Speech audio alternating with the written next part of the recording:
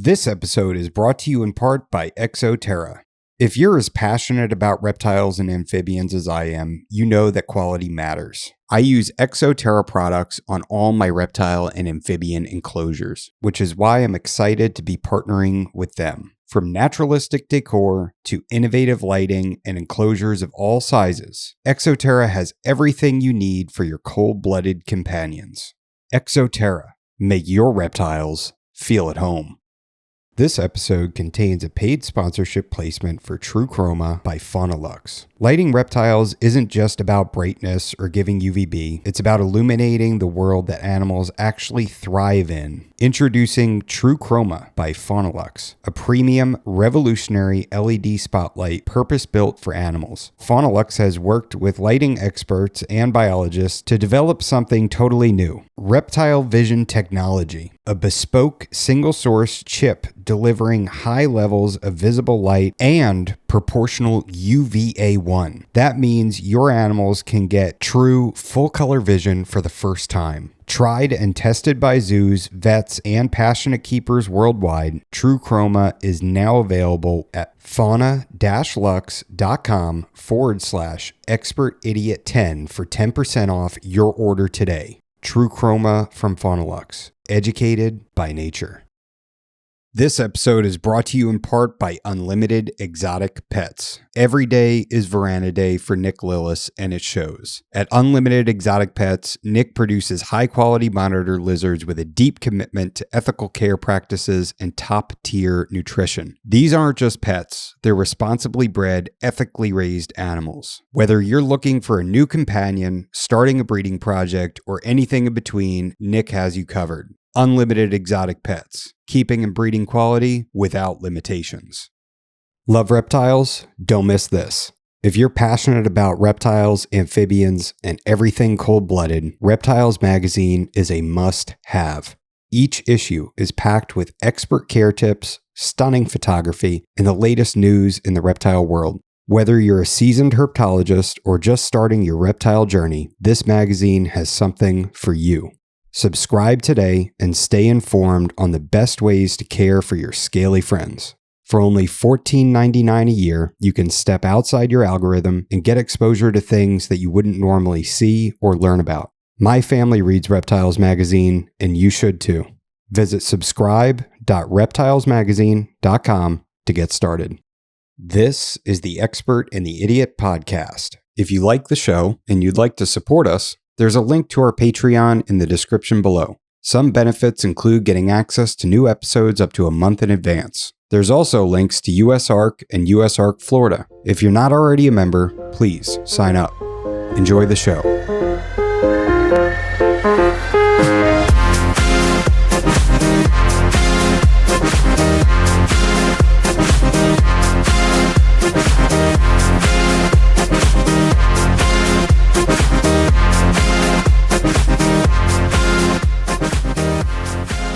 All right, so episode 65 with Kenneth Gall, or Kenny, as his friends call him. And this is 1 year later. You were guest number 1, and now you're guest 65 on the 1 year anniversary. So it's I'm glad to have you back. It'll be fun to talk about kind of what's changed in your collection. I don't know how much stuff you want to go into, but I mean, we could even, you were kind of thinking about moving on from snakes at a period of time in the last year, right? Yeah, I think everybody thinks about that at some time or another. But going back to episode 1, I just want to take some responsibility for your success, because if episode 1 sucked, you wouldn't be here today. You're right. And there was a lot of learning with that first episode. I think my battery died. I think like all sorts of stuff went wrong. I think you had to change headsets halfway through. Like there was a lot of lessons learned and a lot of things I was able to take to next episodes and say, hey, let's watch out for this and watch out for that. And yeah. Well, no matter what happens in the world, I was always your first. So that's what really all matters. So anyway, the snake collection, yeah, a lot has changed. I think the last time we did this, I was sitting kind of in this same spot, and these 4 foot cages back here were over here where these scrub cages are, and I won't name the manufacturer, but a company that was not Animal Plastics cages were back there, and they were 2 8-footers. And I thought a lot of those cages, so I smashed them with a sledgehammer and threw them in the dump. And Wow. because I hated them. So I've replaced everything in here now, with the exception of these racks that you can kind of see that are ARS. Everything in here is Animal Plastics. And these 2 arboreals right here, I just got. I actually built them, and I'd like to thank you for that too, because you called me and said, "Hey, you want to do this?" So I had to build those cages to fill that hole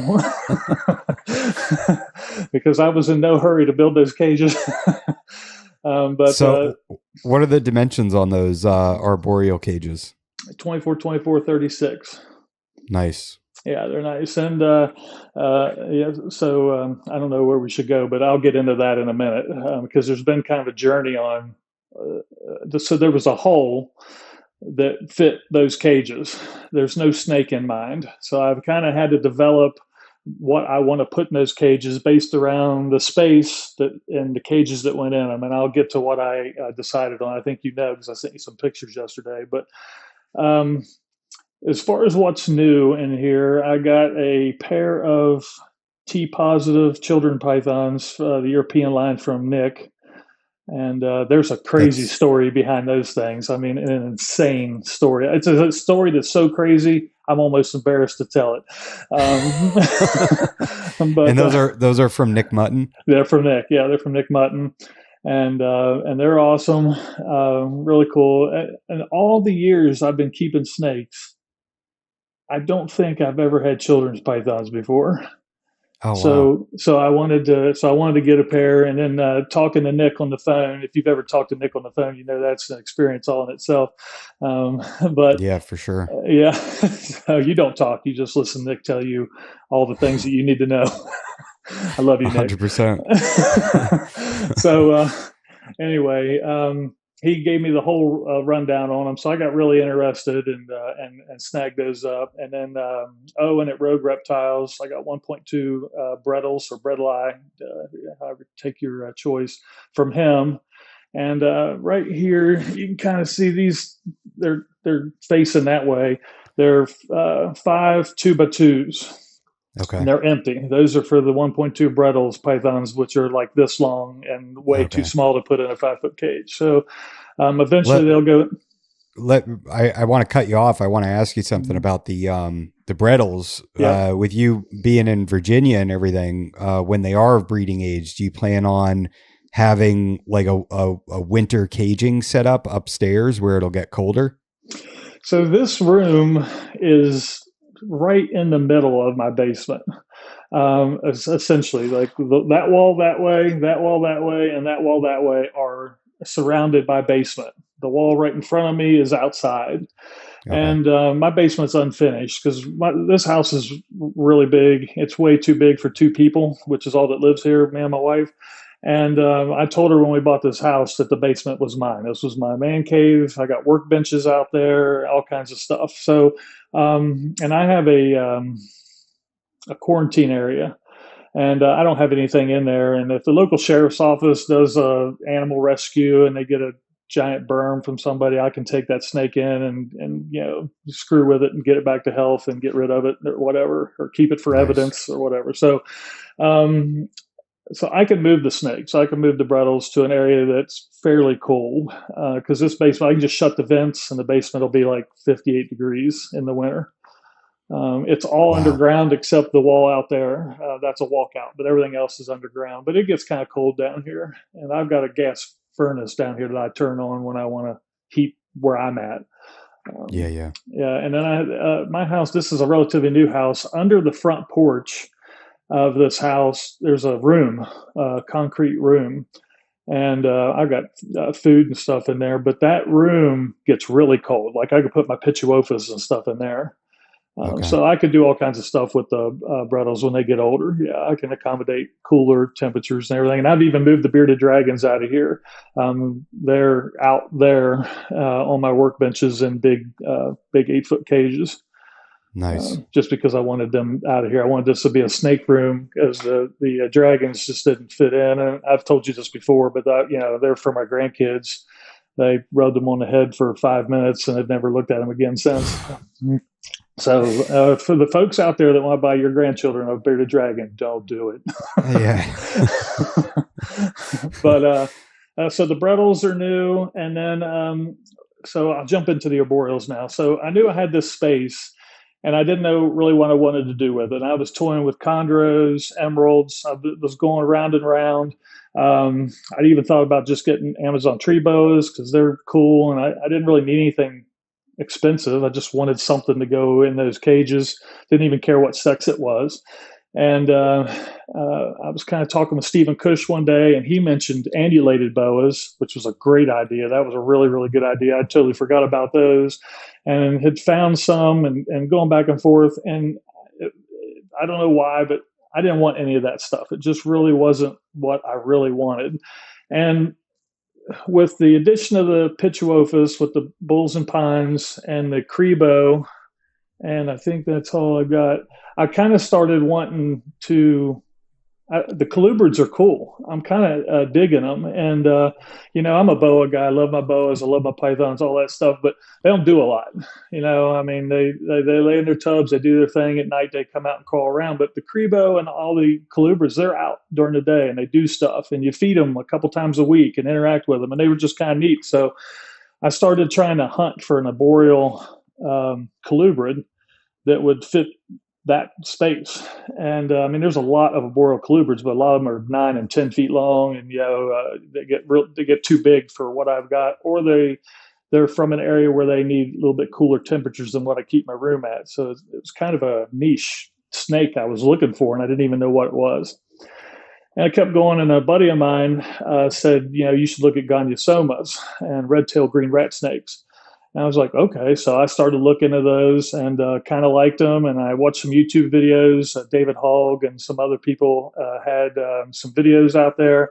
I liked what I saw, so I started looking for them. And then I came across Jordan Russell in San Diego, and he had captive bred ones because the large majority of them are wild caught. And I was hearing all the nightmares of trying to get them going and all that stuff. So when I was talking to Jordan, his red-tailed green rat snakes were a different color phase. They were either silver or gold. And I sent you the photographs, but they have a little bit of green on their head, but they're not even green. I don't think they're going to be green. They might have a yellow chin with a little bit of a green head, but they'll be like, I don't know, just like silver or the gold looks silver. They look very similar, and they're very arboreal colubrids. Nice. And they'll crawl around all over the place, be really busy. They're diurnal, so I can see them in the daytime. They're kind of crazy. They puff their neck up sideways. They do bite a little bit. I mean, no matter how much I handle them, they're nuts. But I really like them. So that's what I ended up deciding I was going to do with those 2 arboreal cages. And I got 2 females because Jordan was advising me that if you put them, I was thinking about cohabiting them a little bit. And the males are apparently relentless breeders, so it can cause a lot of stress. So that's why I got 2 girls. And so I think that's what's going to go in there. But right here to the right of me, that you can't see, I have a area where I have one more cage coming from Animal Plastics, and that's a 36-24-48. Nice. And so I've gotten to the point where I'm either going to put the 2 girl goniosomas in those cages, or I'm going to cohab the 2 girls together in this cage that's not here yet and put boys in there and then go ahead and have a breeding group. Or I'm going to go ahead and put the girls in there, and I'm going to get some sort of spilotes from Stephen Cush. I don't know if you saw some of those snakes he produced, but they were freaking awesome. And so I may get some sort of tiger rat snake to put in this bigger 4-foot tall cage. And then that's it. Despite what you said before we started recording, I'm not putting cages where that table is. Yeah, I was thinking like that's a wide room. Like how wide is that room? Is it like 16, 20 feet wide? Yeah, so this is 8, 15, 16. Yeah, so 16, it's like 16 because I got 8 behind the camera. There's 8 footers and 6 footers here with a little space. And then it's like 22 feet long, I think. Damn. Yeah, that's Yeah. nice. Yeah, it's not bad. I mean, there's a catch 22 to all this because we're snake people, which means we're hoarders. So, if I Yeah. had more room, I would put more snakes in here. Sometimes I almost wish the room was smaller so I didn't have so much to take care of.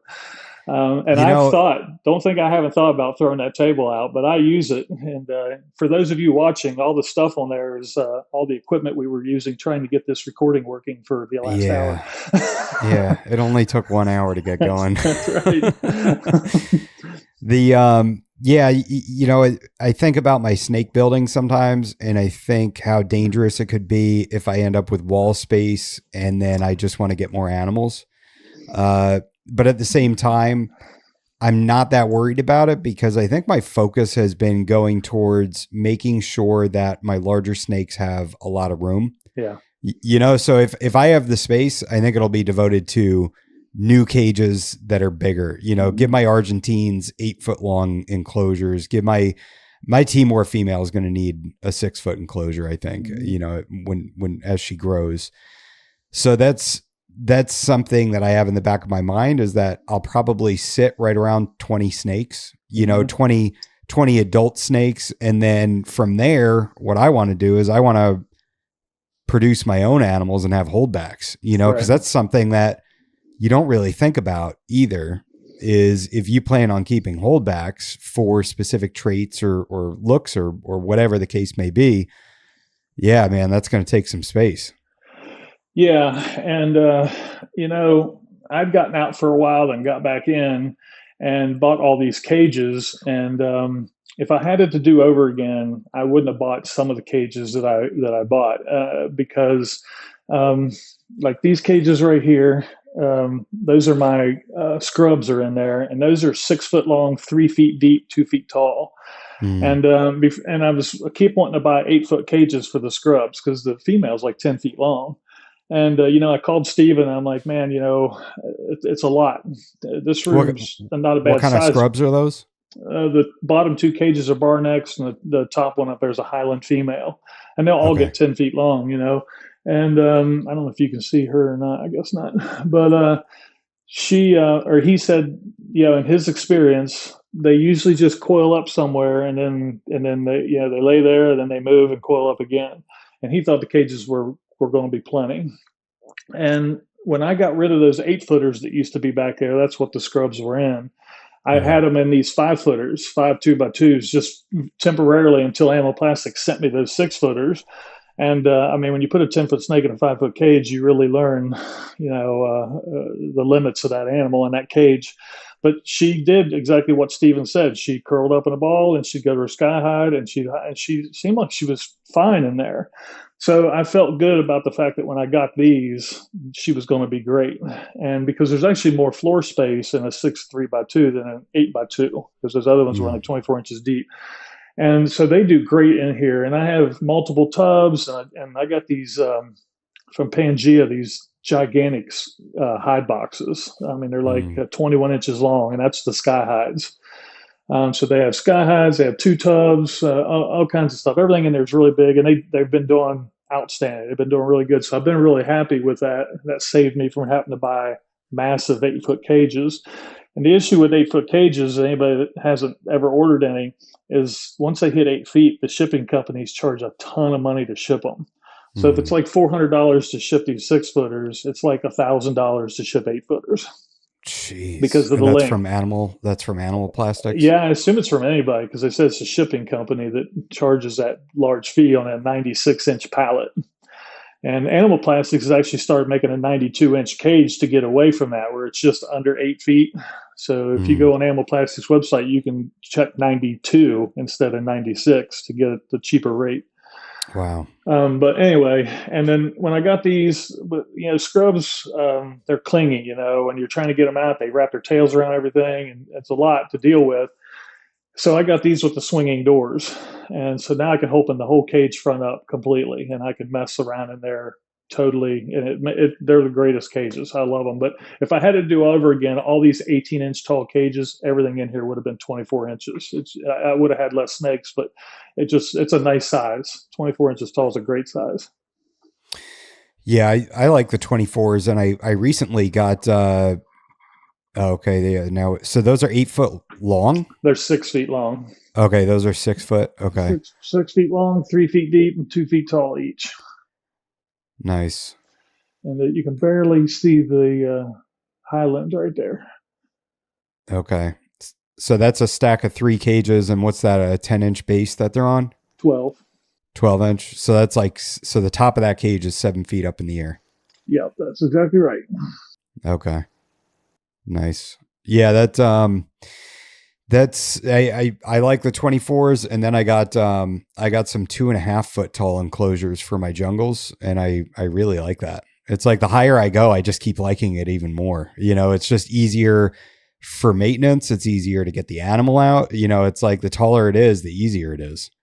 It is. You're right. 100%. And, my red-tailed boas behind the camera here, 2 Surinamese, 2 Peruvians, they don't need the height. They don't really ever climb. There's some bamboo in their cage. Occasionally I'll see them going up and over it. So, but they would. I mean, if you put boas in a 5 foot tall cage with climbing, they would do it. But it's not necessary. But like my Crebo, they're in 6 by 30s. 72 30s by 18s. They could definitely use a lot more height. Those snakes are just everywhere, all over the place. And I know that they would enjoy spraying my enclosure with poop from 24 inches versus just 18 inches. That way it could get a bigger pattern. Yeah. I know people warned me against getting bull snakes because of the way they poop. Bull snakes are amateurs compared to Crebo. Oh man. And I'm wondering if the Eastern indigo is the same way. Yeah, I don't know, honestly. A friend of mine, Brian Sharp, you may recognize that name from the old days. It was a sharp strain albino boas back in the day. But Brian has indigos and lives a few hours from me. I could ask him, I guess. But when I was a police officer, there was a time I went to somebody's house. Somebody thought they might have passed away in their home, and when I got out of my car in the driveway, I could smell what I was about to walk into. These Crebo are just like that. When I'm walking through my basement and I'm walking to my reptile room, if these Crebo have used the bathroom, I can smell it before I ever get to the reptile room door. and I just want to turn around and go away. I'm like, I wonder if I drove these to Florida and let them go. It is pretty wild. Blood pythons are the same way. When they pee, you can smell it as soon as I walk in the room. I know that they peed. Yeah, exactly which snake it is and everything. Yeah, it's wild. Whereas some other ones, they're sneaky. I almost think I like it better when I can smell it and I know to look for it. Yeah, my jungles are sneaky. My jungle carpets. Yeah. They hide it and they do it in places, and you look in the cage and you're like, oh man, everything's good. And you walk away and you look in the cage, and then one day you move something and there's like 6 piles of poop. And you're like, where'd that come from? You guys have, if you didn't hide it, I'd cleaned it immediately, Yeah, I know some of them. Well, I use the coconut substrate, and they'll like tunnel through that and then poop as they're coming out. So it's buried. I mean, it's pretty wild. Yeah, I got rid of all my substrate. I'm totally 100%. Well, except for the rack. The Pituophis are on hemp bedding, and but everything in here is on puppy pads. They just have cocoa chip in their tubs, so like essentially a humid hide or whatever. And this kind of gets back to how many snakes you have. And I work full time, and when I would come in here and it gets to a point where you can smell it, because I have 30 adults, 30 keepers, not all of them are adults yet, and you come in here and you just be like, man, I know there's something somewhere. And like you said, the Crebo were the same way. They bury it, and they ruin their entire cage bedding in a month. In a month, it's disgusting. All of it all has to go. And so I'd get the shop vac out, this gigantic shop vac and the hose, and start sucking it all out. Luckily, I have a ton of landscaping around my house. My whole house landscaping is cocoa chip. If you were a snake person and you came to my house, you'd think I was a billionaire because you're like, this guy buys cocoa chip for landscaping. Yeah, let me remind you to get me get you my my affiliate link for coconut. Oh, you're right. I mean, because people was like, that's a unique kind of mulch. I'm like, oh yeah, very unique. Don't touch the white things. Yeah. Don't touch the urates. Yeah. So, anyway, so it just got to be so much. And then one day I was like, I got to clean the boa cages. I took a day off from work. I was going to clean these 8-foot cages. And when I cleaned them all out, the snakes had peed, but didn't leave urates. So I never knew. And there was literally like 5 or 6 pee spots on the bottom of every one of these cages that I didn't even know was there. Wow. And I was just like, all right, and if you only had 2 snakes, if I only had 2 boas, it's one thing, but this whole room was full of cocoa chip. And I called in the rest of the week, took the rest of the week off, and I got rid of all of it and cleaned every cage and then put puppy pads in. And I've never looked back. And there's good and bad about puppy pads, but from a cleanliness standpoint, I really, really like them. And they make my life really easy because I check all these snakes every morning before I go to work. I come down here, I go through it, and if there's anything, I can just pull the puppy pad up to the corners, chuck it out, throw a new pad in, and they're clean before I even go to work. And it just works for me. It's not the prettiest thing in the world, but it's clean, it's quick, it makes my life really easy dealing with all of this. And do the puppy pads have adhesive on them? No. So they don't. Okay, so they don't like stick to the bottom of the enclosure or anything? No. So this is the part that goes down. It's like plastic. Okay. So the stuff doesn't go through. If you have them for your dog, you can pee on it, it doesn't ruin your carpet. And then when you kind of open it up, it's this fibrous stuff like that. And that's what they pee on. And it kind of retains everything. And it does a great job. The big negative with puppy pads is feeding. If they get their teeth snagged on these, because they got fibers in them, if they get their teeth snagged on it, it's a pain in the ass, especially with like retics, because retics should just eat the damn thing. Yeah. What I do is like 9 times out of 10, the snake is in its tub. The snakes are always in their tub, almost all of them. So I just take the tub out. I take the tub out, pop the lid off, offer the rodent, the food item, rabbit, whatever it is. They grab it. I put the lid back on the tote and put it back in their cage. I'll do that. And if I want to feed them in the cage, I got big pieces of cardboard and I lay them in the cage and then get them to come over. I wiggle the rodent until they come over and attack it on the cardboard. And that's how I get around. And I haven't had a snake snag their tooth in this stuff since like, I don't know, 1999 or something. I don't know. Now, I'll tell you, there's one more disadvantage because these are the old puppy pads and they're black. Yeah. And the new puppy pads, well, they're blue. So I'm not real a big fan of that. Yeah. But it works out. But they do great. I really like them, and they just make my life easy. And if you're trying to look for a way to streamline your reptile cleaning process, puppy pads are a really good way to do it. If you're a clean freak like me, So what do you think has changed in the last year about like? I think the last time we talked, I don't even know if you had any colubrids. Probably not. Maybe I might have had the Crebo, maybe, because when I got rid of the Crebo, yeah. When I got rid of the retics, the Crebo were part of the retic get the hell out of my life deal. So the Crebo I had, and then that rack over there. That's a really, I don't know what it looks like in the camera, but that's one of those really big, like boa racks or whatever.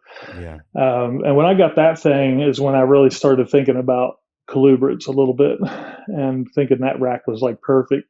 And I always liked bull snakes. I've had bull snakes, and I used to buy and sell back in the early days. And I'd had a lot of bull snakes and stuff come through my hands. And when I got that rack's when I thought, well, I'm going to get some bull snakes again. And everybody was telling me about the poop, and I'm like, I got that covered. Yeah, so we're good. And that hemp bedding is like the best, man. It's almost like cat litter. Everything clings right to it. You just pick up the little cookie and throw it in the trash. It's perfect, and it smells good. So, so that's when I got the bulls and pines, and then I already told the story about the Gonyosoma, the red tails. I was looking for something to fit those cages, and that's how I ended up with them. Yeah. And what about the what's the story with the children's pythons? I think that was kind of the same deal. These 4-foot cages back here behind me. I'm not sure which side I'm looking at here. So the top two up there have Candoya in them, Solomon Island ground boas. And that's probably the one snake that I don't know what the hell I was thinking when I bought it. So we won't talk about that. The two bottom cages under that they're empty. So we might as well get into the children's pythons. Let me tell you the story. So I get the children's pythons from Nick, and they're like, I think they're 2 years old when I get them. They're like 18 months old when I get them from Nick. And I mean, the female's like as big as my finger, and the male's about as big as my little finger. The glass in those cages is like you could put a quarter between it. I mean, the cages, they're in that slide, I mean, there's no room. Yeah. There's no holes in those cages. There's no anything. And so when I got those snakes, I thought, well, I'm going to put them in there. And originally I put them on the top. The female was on top, the male was on the bottom. And they were in there for like, I don't know, 3 or 4 weeks. And I went to feed them one day, and I couldn't find the female, which is the one that's as big as my finger. And I couldn't find her. And there's nothing. I mean, I took the tub out. I went through the bedding in the tote. I went through the sky hide. They got the 4-inch PVC in there that I hang on the wall, that Heligas Serpents hangers makes. And I took the entire cage apart, and the snake was not in there. And I mean, I was just standing there looking at her. I'm like, she's got to be in here. There's no way to get out.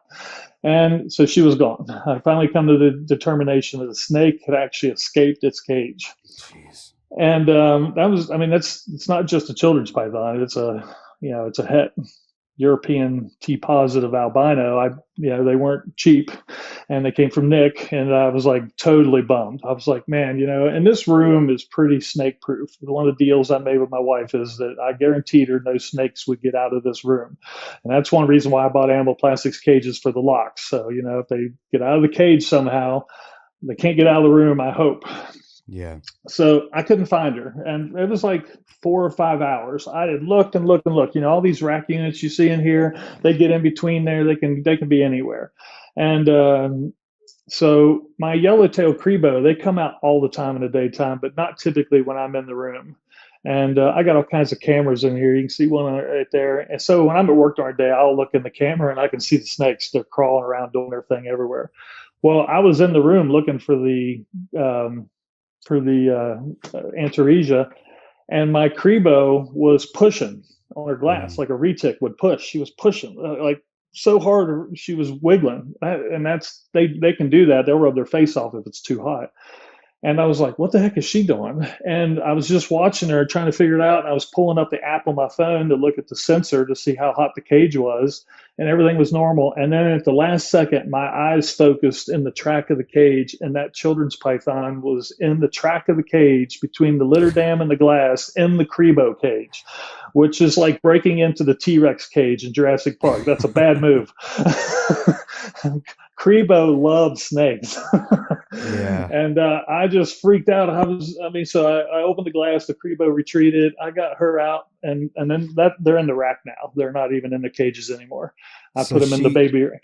She broke out of her cage, climbed down, went across the room, and broke into an 8-foot crebo cage. She found the one cannibalistic snake in your collection, and I can't even make sense of it. I sit in this room all the time. I sit down here for hours, a day or night, and I'm sat here and just like, how did that happen? Yeah.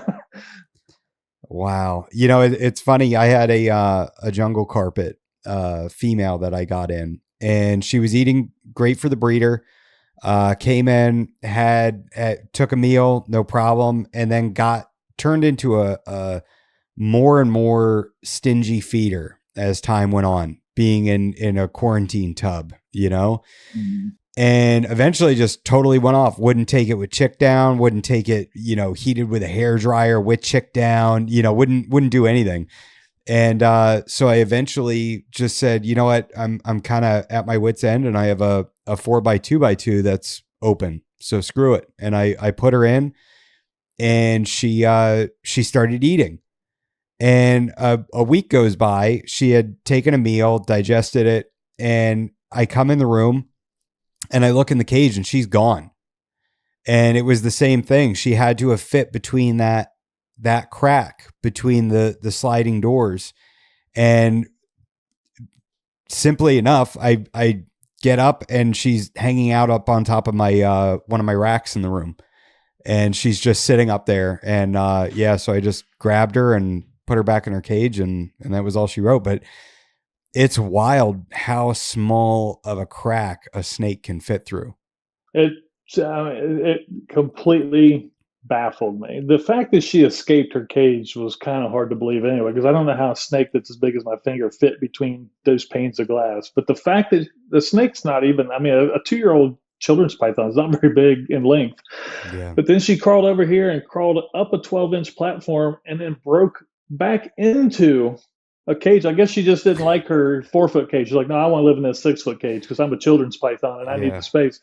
And the snake eating snake. Those Crebo are they're insane. They love snakes. And I don't give them snakes very often because I don't have access to dead snakes. Yeah. But I've got a buddy who occasionally, he does a lot of ball pythons, and occasionally he gets something that's a little whacked, and and I'm like, oh yeah, but and they're euthanized. Everybody out there, they're not just thrown in there.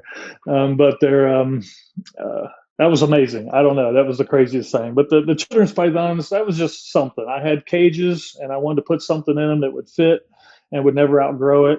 It's kind of like you were just saying, I knew a children's python would live in a 4-foot cage very comfortably the rest of its life. The Candoya, same thing. The male Candoya, he's like this long. Wow. And he's like 3 years old, and he's like that long. And every time I grab him, he just bites, he relentlessly, just bam, bam, bam. I'm like, dude, really, just quit. You're embarrassing yourself. The female now, she hurts a little bit, but she's real pretty. She's almost one of those white ones, and my male is like almost solid black. So I don't know if I'll ever breed them, because every podcast I've ever listened to about Candoya is like the babies are a nightmare. So they'll probably never meet each other. Yeah. Yeah. What do you get those started on? Like, you'd probably have to keep a colony of mourning geckos or something, right? Yeah, you gotta, I think, geckos. And, I recently bought some Reptilinks because I was having some trouble with these Goniosomas feeding. Mm-hmm. And so I was trying quail and rabbit and toad and all kinds of stuff with the Reptilinks. And, I think those would probably be a good choice maybe for baby Candoya. But yeah, you do have to have some geckos of some sort and to get them going. And I ain't doing all that. Yeah. So now that you have the children's pythons, have you been bit by the Antaresia bug? Do you want to get more Antaresia? No, I'm good. Really? Yeah, I'm good. There's 30 snakes in here. I'm just good. Yeah. But if I had a place for a rack, so I'll help you out with your really. I did think before I was going to buy this 36, 24, 48 cage, I actually thought about buying another rack for children's pythons. Or Antaresia generally or whatever, and then just decided not to because it's like I just don't need another 20 snakes. Yeah. So I ended up just going with the one tank. I like them, and they would be awesome. When you look at a room like this, you think, well, if I had to do all over again, I'd just buy a whole bunch of racks and have 400 children's pythons. My life might be easier, because messing with that 12-foot or that 10 or 12-foot barneck scrub female over there is not always fun. Yeah. I don't know. Like, I'd never be able to do that though, because I like watching them too much. That's so having Yeah, so that's like it's such a bummer not being able to see them and see what they're up to and what their behavior is. That's my whole jam. Well, the cool thing with that rack right there is the boas and the two bottom tubs is a male Suriname and a male Peruvian. The other tubs are bulls or pines. They crawl over to the window and watch. You know, they look Mm, out the window and watch you cleaning the room and doing all that stuff. I don't know if they're watching you or they're like beating their heads saying, "Give me mouse," you know, because bulls and pine snakes they eat every day. If you gave them a mouse every day, they'd eat it. wow. But so they still they're still cool. You can kind of still see them a little bit, and even though they're in a rack, I have I live on several acres and got trees everywhere, so I have logs in there and all kinds of stuff for them to crawl around on and under and all that stuff. And the racks are big enough that I can put a hot box on the cool side and a hot box on the hot side, and Mm. they seem. And I put a piece of PVC in there that's like 3 feet long and 2 inches around, and they go into PVC, and so they got all kinds of stuff to do in there. Nice. The when you collect logs and stuff from outside, how do you like uh, how do you make it so you're not bringing any bugs or anything in? I just bring them in. I don't care. I'm Oh, teasing. really? No, I'm teasing. I'm like, damn, dude. Yeah, hold on. I got an ant. No, so I have a big tote. It's like, I think it's an old trash can outside, and or outside the room, and I just soak them. I'll put like some Clorox water, and I'll put the things in there, and put a rock or something on top, and I soak them for 4 or 5 days in Clorox water, Okay. and that's how I do it.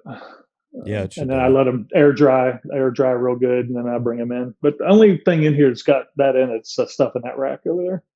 Right on. Everything else is bamboo that I bought from Lowe's or wherever. But So, I recently went to Archer, Florida, and visited with Dr. Stephen Tillis, and he's reproduced the Halmahera scrubs, and so I got to hold a baby U.S. captive, born and bred and born Halm, and as soon as I did, I regretted not taking the animals that you offered to me because yeah, those would have been uh they're an incredible animal, and I think Steven just posted up on his story today that Halms are the best of the scrubs, you know, because they're laid back, and he loves his. I mean, but he keeps his in grow tents. They're probably, I don't know if they're 6 or 7 feet tall, and they're just these big zippered grow tents, and he's got climbing structures and nest boxes and everything in there for him. And yeah, it's that they're definitely on my list of snakes that I eventually would very much like to have, for sure. yeah, um, I'm surprised he said they were the best. I got to watch that because I always figured he would like Moluccans and stuff like that really well. But mine are interesting because they Oh, and this is Steven Tillis I'm talking about, not Kush. Sorry, I said Steven. It's the other Steven with scrub pythons. yeah, okay, yeah, gotcha. Oh, that's cool. So does he keep them? Does he have them cohabbed?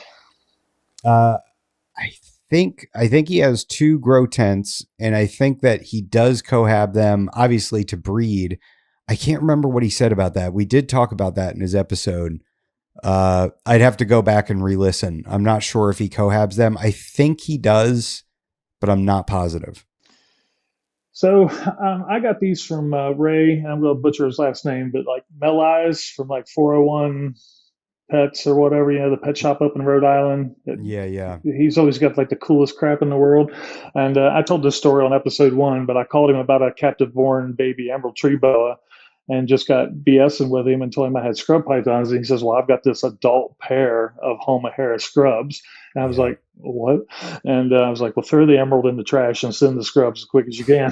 So, um, I love emerald, so I'm kidding. But I was like so into scrubs then that I was like, I couldn't even fathom the fact that this guy had an adult pair and he wanted to get rid of them, and he was cohabbing them, and they bred all the time. He sent me a whole bunch of pictures of them breeding all the time, And when I got them here, I mean, they were kind of small and they were a little thin and all that. And the challenge with these guys is they're not outgoing snakes. They're bashful, private.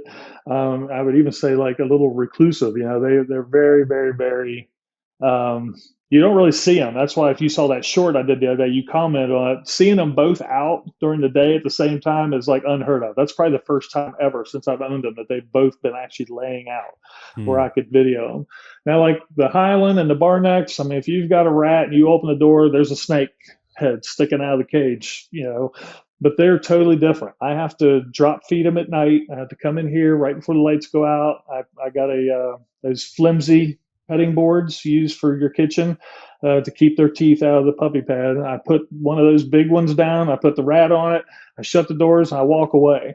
And they'll come out real casual. They'll go over and they'll smell it and they'll lay there for a few minutes and then they just slowly take it and they eat it.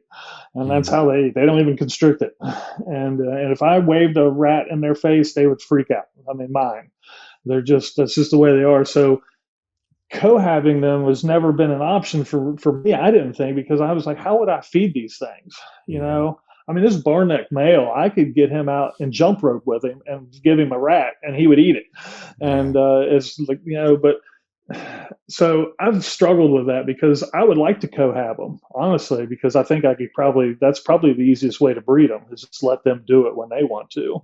Yeah. Instead of worrying about all the cycling and stuff, they would probably take care of business themselves. But I'm up in the air about them. There's still a possibility there for you, Adam. I don't think you're out of the running yet, um, because Send them um, my way. here's the thing, and this might be controversial. Um, I find them incredibly boring. Hmm. They just don't do anything really. I mean, so sometimes I look at them and I'm just like, you guys don't really do anything. You just kind of laying there. But I think captive born and bred ones probably do, and they get them out and all that stuff. And mine are so private and so just solitary and all that. I don't even really want to mess with them because it seems like any stress that I induce on them causes them to go off food for a month or whatever. So Oh, wow. I just leave them alone. Put them in their cage. I leave them alone. They're either in their sky hide or in their big tub. And if I want to clean their cage, I just get the tote out with the snake in it, clean it, put the tote right back, and that's the extent of the interaction I have with them. They're gorgeous. I mean, they're beautiful. They're pretty. They do everything they're supposed to do. I don't know. Well, I guess I'll come up and see you. Because I'm thinking, man, I could put like blue beauties in there or something. Sure. Yeah. Sure, Kenny. I don't care. Put a gecko in there. Just give me the damn snakes. Yeah, they are cool. I mean, they're very much a scrub python. I mean, they are just they're a Florida legal, scrub python, and I'm kind of curious what the different how much of a difference you notice in personality between captive bred and wild caught or farm raised, long-term captives. Yeah, and that's the deal with these guys. I mean, they were hatched and sent to Ray, and he had them for years. So, they're not U.S. captive born and bred, but they're essentially captive born, and then we're sent here. And I mean, they're great animals. I don't know. Eh, Yeah, they are I cool. would. It really. I mean, I have to give it some thought. Because you touched on this when we first started. Me thinking about getting out or whatever. But, I was kind of going to just do like a restructuring. Really, it's like I was just going to downsize and maybe move in a different direction with certain things or whatever. But, and those guys, I would still consider sending them to you on some sort of breeding loan or something. Keep them, and I'll say this on camera now, so it's out there for everybody to say. No stress. If it takes you 5 years to breed them, I wouldn't care. I really don't. People do breeding loans all the time. So, Yeah. if you thought you were really going to concentrate on them, that might be cool because there's all kinds of other things I would throw in that cage that it would entertain me more. Yeah. I think you and I potentially have different ideas of the future. I just kind of enjoy this stuff. I almost half don't care if I even breed it sometimes, Oh yeah. I'm set up to breed now, and I've really spent a lot of money this last year. I bought incubators and all kinds of stuff. I've bought all the stuff that I need. The rack unit here that you mentioned a minute ago. I got the baby rack. I got everything I need. So if I want to play around with some breeding, the boas I will definitely put together. I'd love to have a litter of Surinames and Peruvians. But some of this other stuff, if I do, I do. If I don't, I don't. I don't care. So with the homes, the only thing that I ever cared about with those is if somebody produced them, I just want a pair, so I can have a pair of captive born ones that I can raise up and maybe see if I can get them to be a little less bashful. Why don't you make your own? just make your own. Well, I might try that this year, but you're talking yourself out of them now, So. Well, I mean, if I can get a pair of babies from you, that'd be just the same, True, that's true. So yeah, I'm going to think about what I'm going to do with them, but I'm not so attached. Like my bar necks and stuff, I really like them. They're cool. The female is like the Tasmanian devil, and she just got that way. I don't know what's up with her. The Highland is like the nicest snake I've ever owned in my life. I mean, it's like a golden retriever puppy. It's just awesome. Yeah. She's the greatest. I mean, I love that snake. If I had to get rid of every snake in here right now, the Highland would be the one to stay, just because she's just so cool.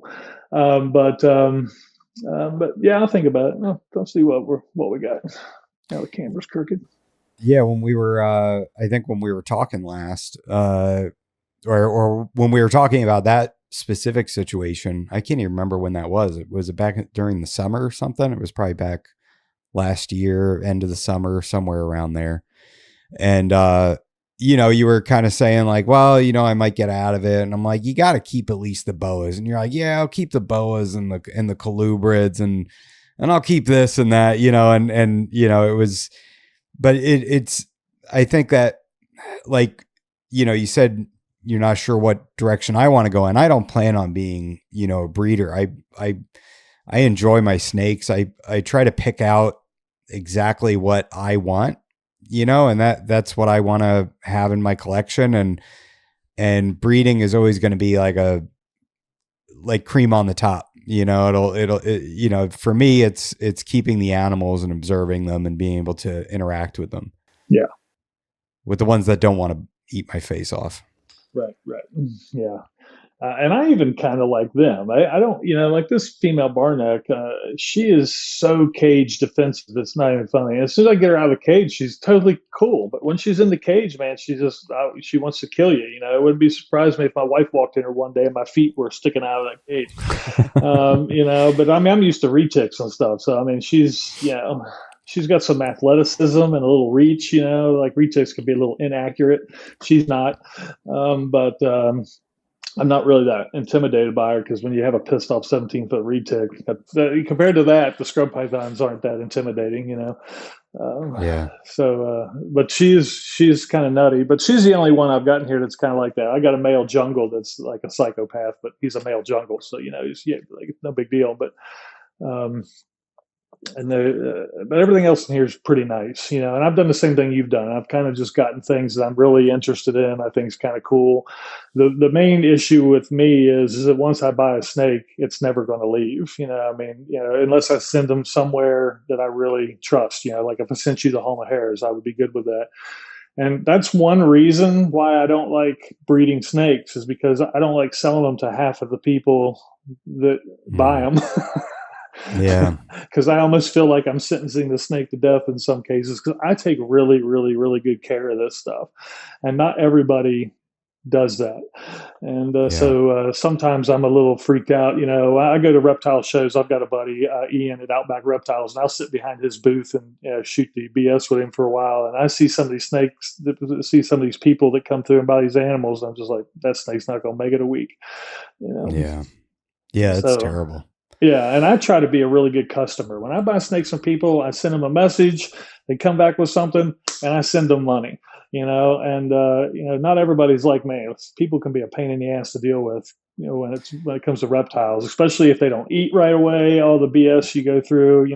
I've got some of these snakes that didn't eat right away, and I didn't call anybody or do anything. I just worked with it. But I've been doing this for 30 years, so I know better. But Yeah. so it's kind of tough. Yeah. You ever think about getting a Burmese python again? No. No? No. No. No. I had a lot of. I have nothing against them. I think Burms are awesome. They're just everything I've got in here fits in its cage really well. And a Burm I could get a male and feed it like real responsibly, and it would stay a pretty decent little size. But no, I'm good on stuff like that. I don't know why. And I think I've seen like talking about Indian pythons or something, or African rock pythons. Have you been posting about that? Or definitely. Oh yeah. Well, that was all Stephen Tillis has. He has the Afrock. Yeah, that he had, which is a wild snake. I would never want one, but man, they are cool. Yeah. They I had African rocks a long time ago, and I don't know what it is about them things, man, but they're psycho. Yeah. It was interesting when he took his out. Keep in mind, this is, I don't know, maybe 7 to 9 foot snake. Yeah. And it just wiggled around like a noodle for like 30 seconds and maybe more. And all of a sudden it just calmed down, but it was that first little bit was pretty tense, and he was very, very aware of where the animal's head was, Sure. compared to the Burm. He was a little bit more laid back, it's, more of a puppy dog. Yeah. But yeah, I would never want an African rock python. I would definitely, if I didn't live in a state where I couldn't have a Burm, I'd have one for sure. Yeah. Burms are cool. I mean, I went through the whole Burm thing, and I had them back when like greens were like the big thing, and labyrinth and all that stuff, which I don't know if you even see that stuff anymore. I don't really follow that. Apparently there's a wild population of labyrinth Burmese pythons down in the Naples area. Oh, really? Yeah. They were always my favorite. I thought they were my favorite pattern and all that stuff. I really liked them. And I'm good. I think the last time that I was really bit really good, I mean, these little Gonyasomas and stuff, Chuomi and the male Candoya. But the last time I was really bit really, really good was by a Burmese python. And that was like 1997, and it bit and wrapped up around me, wrapped all the way up my arm, was trying to wrap around my neck. I was yelling for my wife to bring me a bottle of vinegar. Oh man. And it was totally my fault. It wasn't the snake's fault. It was my fault. But yeah, that was the last time I could feel its teeth. And if you ever had a snake bite you really good and you can feel its teeth on your bones, scraping its teeth across oh man, it was so painful. My wife bought me a bottle of vinegar, and I took care of getting him off of me. They don't like vinegar. How big was it? Oh, I don't know. It's just 11, 12 feet. And you said it was your fault. What happened? It was my fault. Yeah, I think it wasn't eaten. I reached in the cage to grab a rat or something. I mean, for everybody out there that's getting ready to call me a dumbass, I was 20 years old. Give me a break. But I was 26 maybe. But anyway, yeah. So that was a thing. Then I had a Burmese python. So I wanted to make Borneo bat eaters. This is way back in like 92, 93, 94, something like that. And so I had all kinds of retics and Burms. And I got a hold of my buddy, Ian, and I said, dude, find me the biggest female Burmese python that you can find.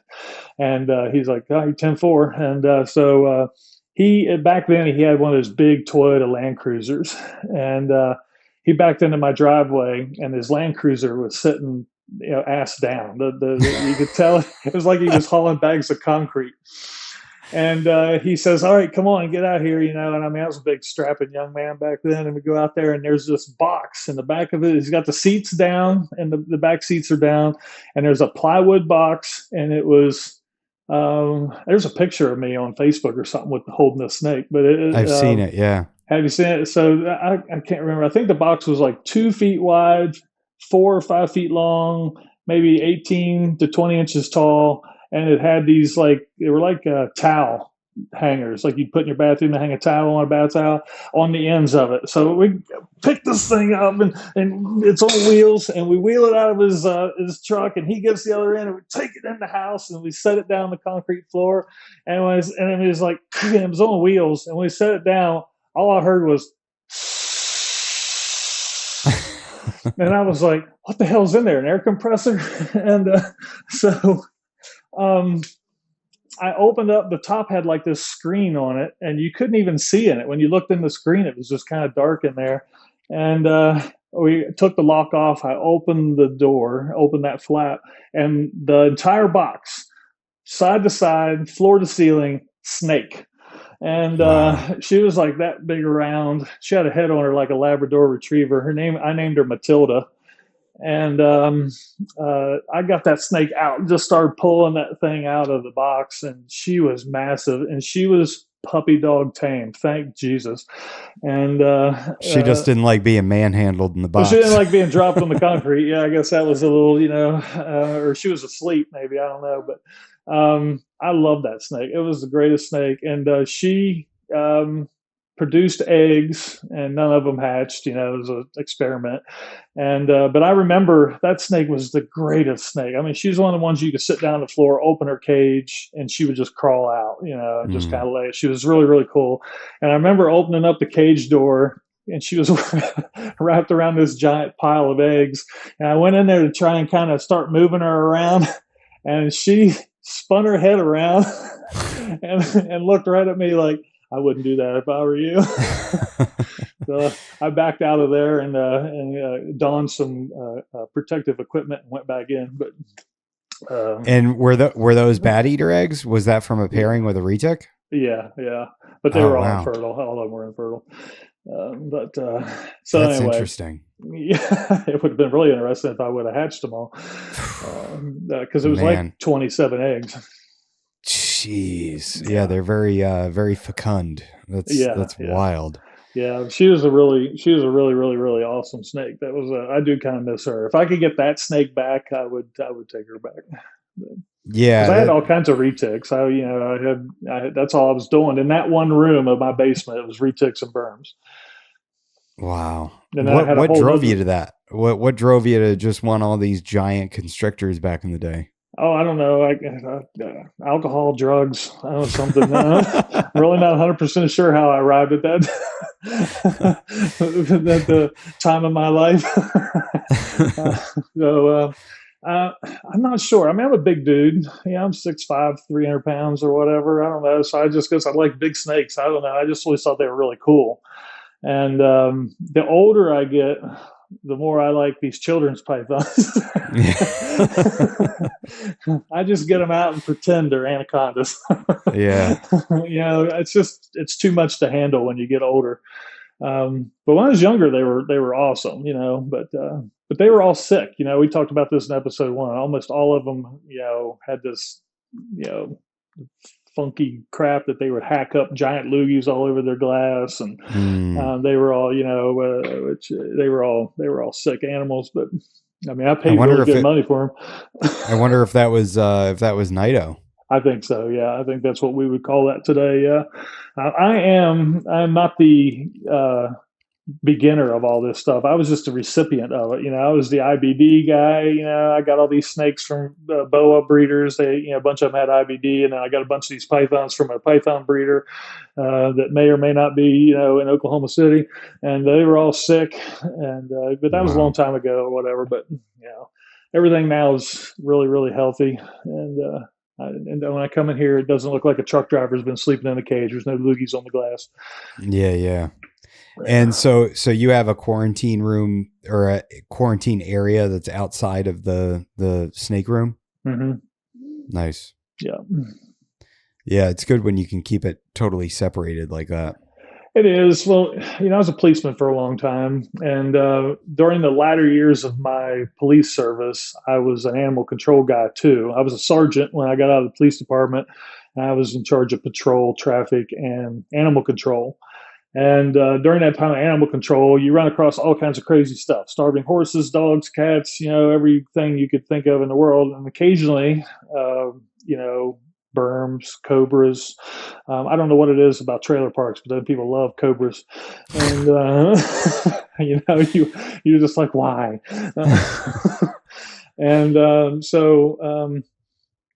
when I kind of got out of law enforcement and stuff, they would still kind of call me every once in a while and be like, can you come catch this thing? And right down the road from me, there's a place called Mountain Falls, and they had a berm escape from somebody's house a few years ago. It was like a 12 or 13-foot Burmese python. And we caught that snake eating a dead deer, a roadkill deer in the ditch next to the road. Whoa. Yeah. And so everybody's like, what do you do? I'm like, wait until it's done. Wow. Then it'll be totally cool. But anyway. Was that a small deer? Yeah, it was a baby deer. It had spots and stuff on it. It had been hit by a car. That's bananas. Yeah, and that's how we caught it. And so anyway, so if the sheriff's office calls and says we got something, you did the special, you did this little thing a little while ago with Paul and your lady about the rescue, and I've been in that situation 20 times, man. And my buddy Ian, he's going to places and had to rescue animals, and you go into some of these places, man, and it is baffling how people allowed their lives to get to this point. Anyway, I used to do that sort of thing as a police officer with people with too many horses, too many dogs, all that kind of stuff. How do you end up with too many horses? So it kind of gets into laws. So like in the state of Virginia, it's one livestock animal per acre. If you go more than that, they usually eat the grass to dirt. So if you have 9 acres and you've got 22 horses, you've got a problem. Jeez. And the county that I worked in, Clark County at the time, they had a lot of people, and one of the ladies on the board of supervisors who was really a horse lover, and there was starving horses here and there. And one farm we took care of was about race horses. When they were done racing, they were old, they just put them at this field and just let them starve, basically. And we went there and rescued all them horses and prosecuted a bunch of people and sent them to prison, but dogs, cats, and snakes. So anyway, back to the thing. So if the sheriff's office calls me and said, hey, we just arrested these people and, we got this snake. Can you help us? Yes, I can help you. And I'll go and get it or whatever and take care of it until I can, because depending on the situation, it could be evidence. It still could be their snake, if they get done being in trouble, if they're found not guilty, all kinds of things could happen, so. Do you have any stories that stand out in your mind rescuing the snakes, or any cobra stories? If you go into a trailer park as a police officer, you're going to find a cobra. I don't know why, but you will. Did you ever keep venomous? Not really, but kinda. I had some copperheads and rattlesnakes for a little while, and there was like a time in my life where I was thinking about doing venom extraction for the medical industry and all that kind of stuff, but nothing really serious. No. Okay. Yeah. But a snake story, I don't know. I got lots of horse stories. That doesn't really fit this podcast, though, since it says Reptile Podcast right there. Yeah. I've rescued berms and stuff. A lot of the stuff is just getting wild snakes out of people's houses, And in Virginia, I don't know if you know this or not, but every single snake is a copperhead. It doesn't matter if it's solid black or not. Yeah. If somebody's got a 7-foot black snake eating a hawk out of their tree out front, they call and they say there's a copperhead hanging from this tree. So one of the coolest things was I went to this person's house to help them get these copperheads out of their crawl space. And when I got in there, there was a whole bunch of snakes in this crawl space, and they were all hognose snakes, not copperheads. And that was awesome. To find wild hognose snakes was really, really cool. And so that was neat that they had just like colony of hognose snakes living under their basement. So the next question I asked them was, do you have a lot of toads? If you get rid of the toads, you might find the hognose snakes will move on. Wow. Anyway, And what happened to the berm that was like eating the deer? Like, what's the process after the animal is recovered? Like, what is it put down? Is it rehomed? so the people reported it missing. The people who Oh, lost it okay. So reported somebody it. was looking. Holy crap! Yeah, so we gave it back. We just gave it back and kind of just made sure that they had the housing set properly this time. Wow. Yep. And what size enclosure was this deer eating berm in? It was like a 6 foot cage. It was like one of these. It was plywood. It was a homemade cage, but it was like 6 by 3 by 4. I think it was like 4 feet tall, and they had a tree going across it, a big water bay. It was adequate. Okay. Yeah. Wow. Man, that's nuts. I mean, that's probably part of the reason why we have a problem here in Florida. Well, yeah, and the deer are smaller in Florida, so it's easier for them to eat. Yeah. Yeah, but yeah, and so that kind of stuff happens around here. But I've been in weird situations with snakes. There was a well drilling company that's here local, and they used to stack straw, a lot of straw. Like they would stack it. I don't know. I don't want to exaggerate, but 15, 20 bales high, 15, 20 bales wide, and like, 60 feet long. And they had these massive tarps they used to put over it. And they had these Hispanic guys whose job it was to reclaim these well sites. They'd be all muddy and they'd get the straw and they'd put it down. Well, these guys called 911 one day. I don't speak Spanish. They were yelling into the thing, into the 911 operator, and she was trying to figure out what they were talking about. Well, it turned out they were talking about snakes. And when they were digging through this straw, the straw had become the house of many, many, many reptiles. Many snakes were making their home in Really? there for hibernation. This was fall. And across the street from this place where they were storing all this straw was a sawmill, an old sawmill that had gone out of business. But all the lumber was stacked on this side of this hill.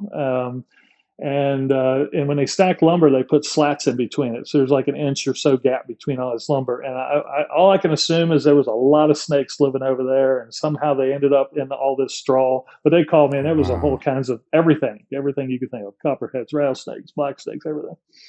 Man, it's like a herper's dream come true. Well, they wanted to. Well, yeah, it kind of was, but you got to have boots and stuff because when you're in there, and then you're worried. It was kind of a crazy thing, but they wanted to set the straw on fire. They were going to burn all the straw up to kill all the snakes. Jeez. I was able to save all them. Coincidentally, the game warden in the area lived like I don't, like an eighth of a mile from where this was at, and Jeez. so I called him. I'm like, hey, this is what I'm doing. He's like, I don't care what you do, just don't bring them to my house. I'm like, well, they're Man. right over the hill, bro. Jeez. But, anyway, So going back to your collection, yeah. what are some things that you are like really? I know you mentioned that you want to breed the Surinams, Hmm. and so what's your like kind of timeline with those? How old are they now? So they are 5, and they're just over 6 feet long. Um, I'm not going to even fool with them. I always wait till they're like 6 or so years old, and so I won't breed them this year. They'll be like 2020, fall 26, spring 27 is when I'll be Okay. looking at breeding these. My Peruvians, though, I got a female that's 8 feet. She's ready, and Wow. she's eating rabbits and all kinds of stuff. So she's ready to go. I could have bred her this year, but I gave her another year. So this year I will be pairing her up. My male's 6. She's like 7, I think 6 or 7, and she's big, ready to go. The other thing I'm kind of excited about breeding are the Crebo. I really like to produce some yellowtail Crebo. I really like those animals, despite the presence they leave me frequently. The Halmaharas, if they're still here and not at your house, I'm gonna try them. The Barnecks are ready. I may or may not try them. We'll see.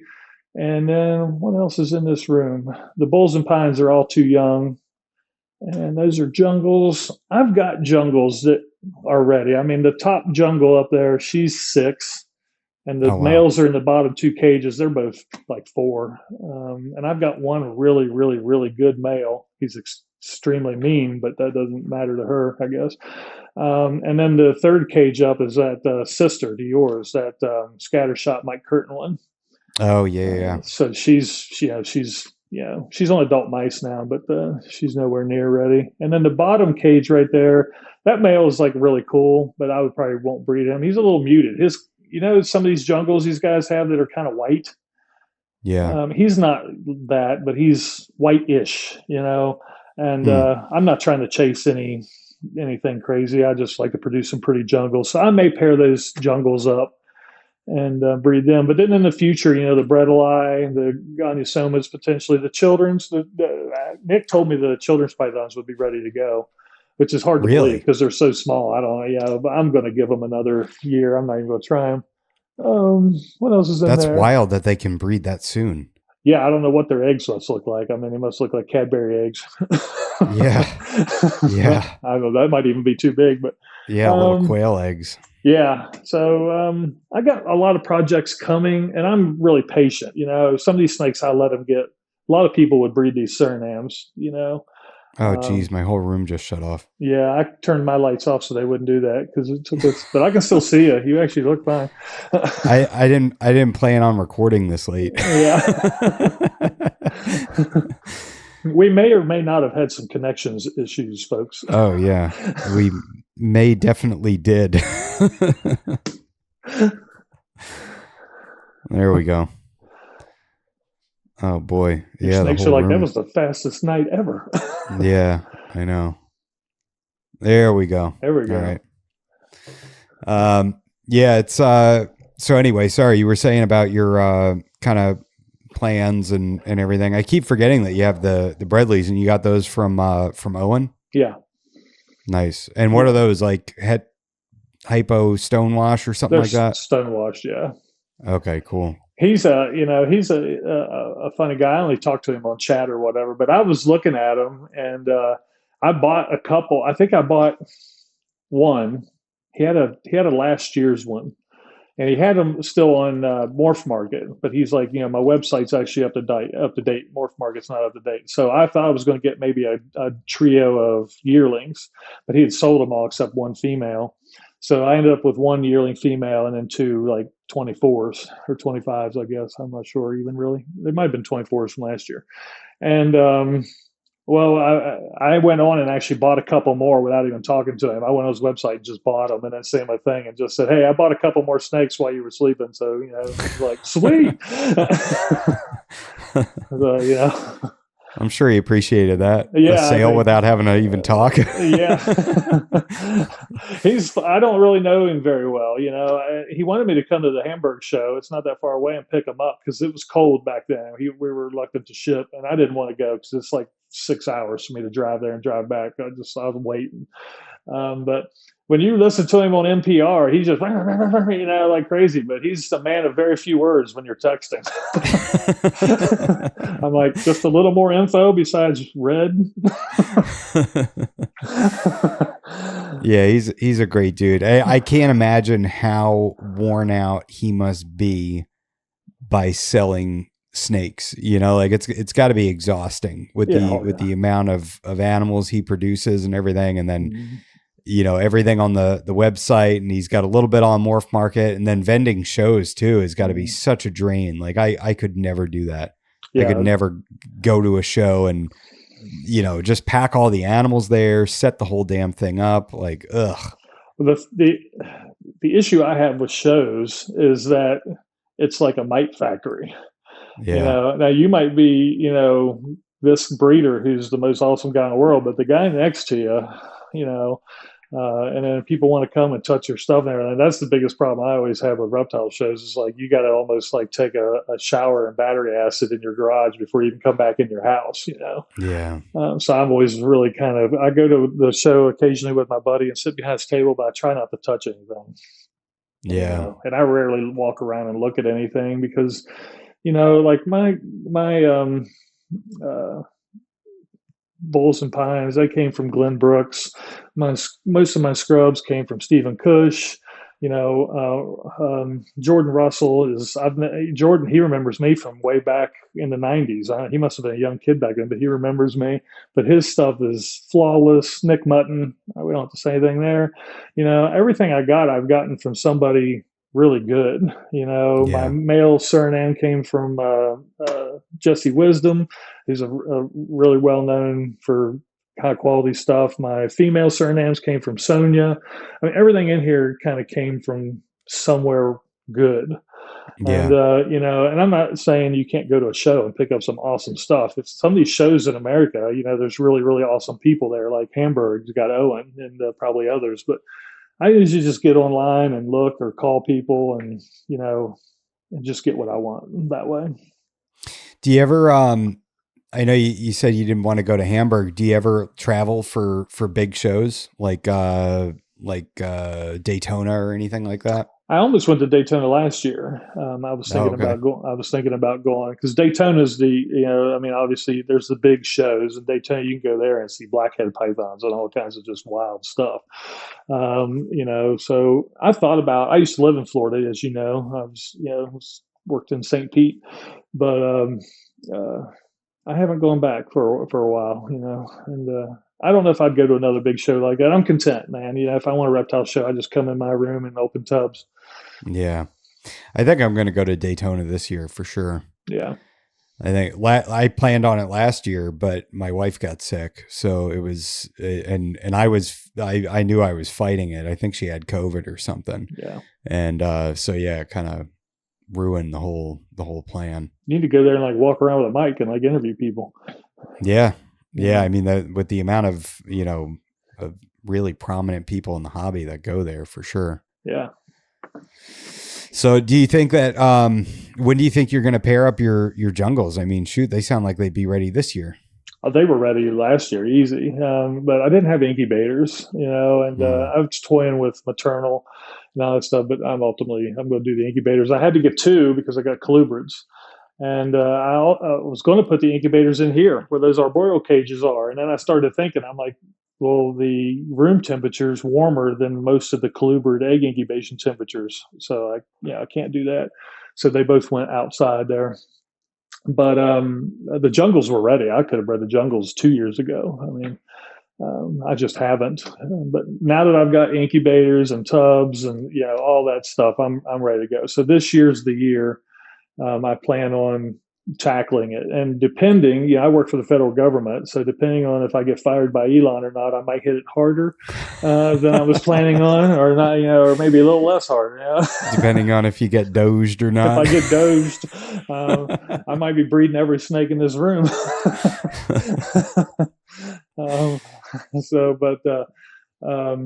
But other than that, I'm just going to do the Peruvian, the yellow-tailed Crebo, maybe a pair or two of the scrubs and the jungles. The jungles I'm always reluctant to, because you got Scattershot, you got Nick Mutton, you got Owen, you got very prominent people breeding carpet pythons. So sometimes I'm reluctant to breed snakes that, if I'm selling Chevrolets next to the Ferrari dealership, it's, even if the snakes are just as good, sometimes I'm reluctant to breed snakes that a lot of other people are breeding that are really, really well known. Yeah. They've got the market for sure. Nick has gotten way more hits on this podcast than I have, but I've been on it twice. So, that's because Nick won't call me back.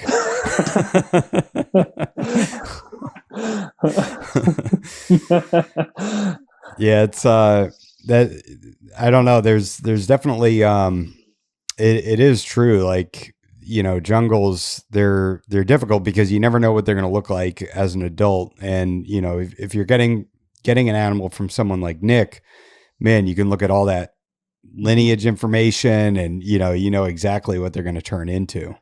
Well, when I bred jungles the first time, I had LASIK line animals. So that was way back. That was the jungle guy. And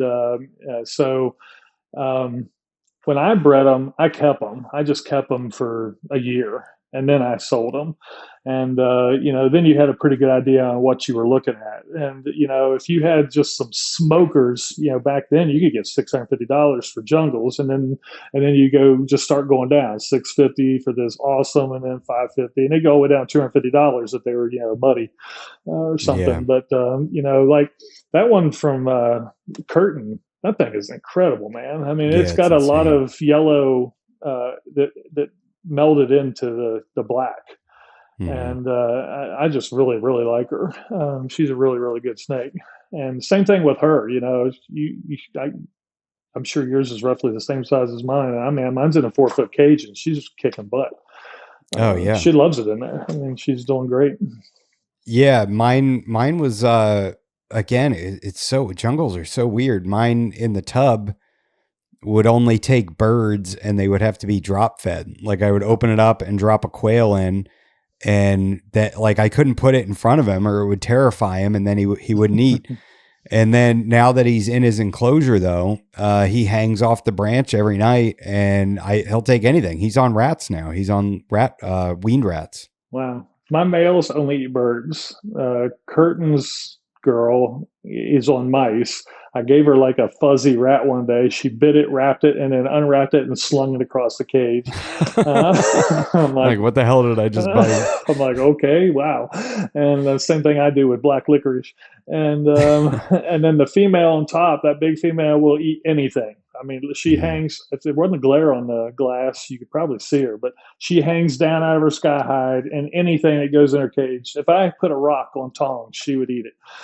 Wow. She eats anything. So, but What it, what are you keeping your room temperature at?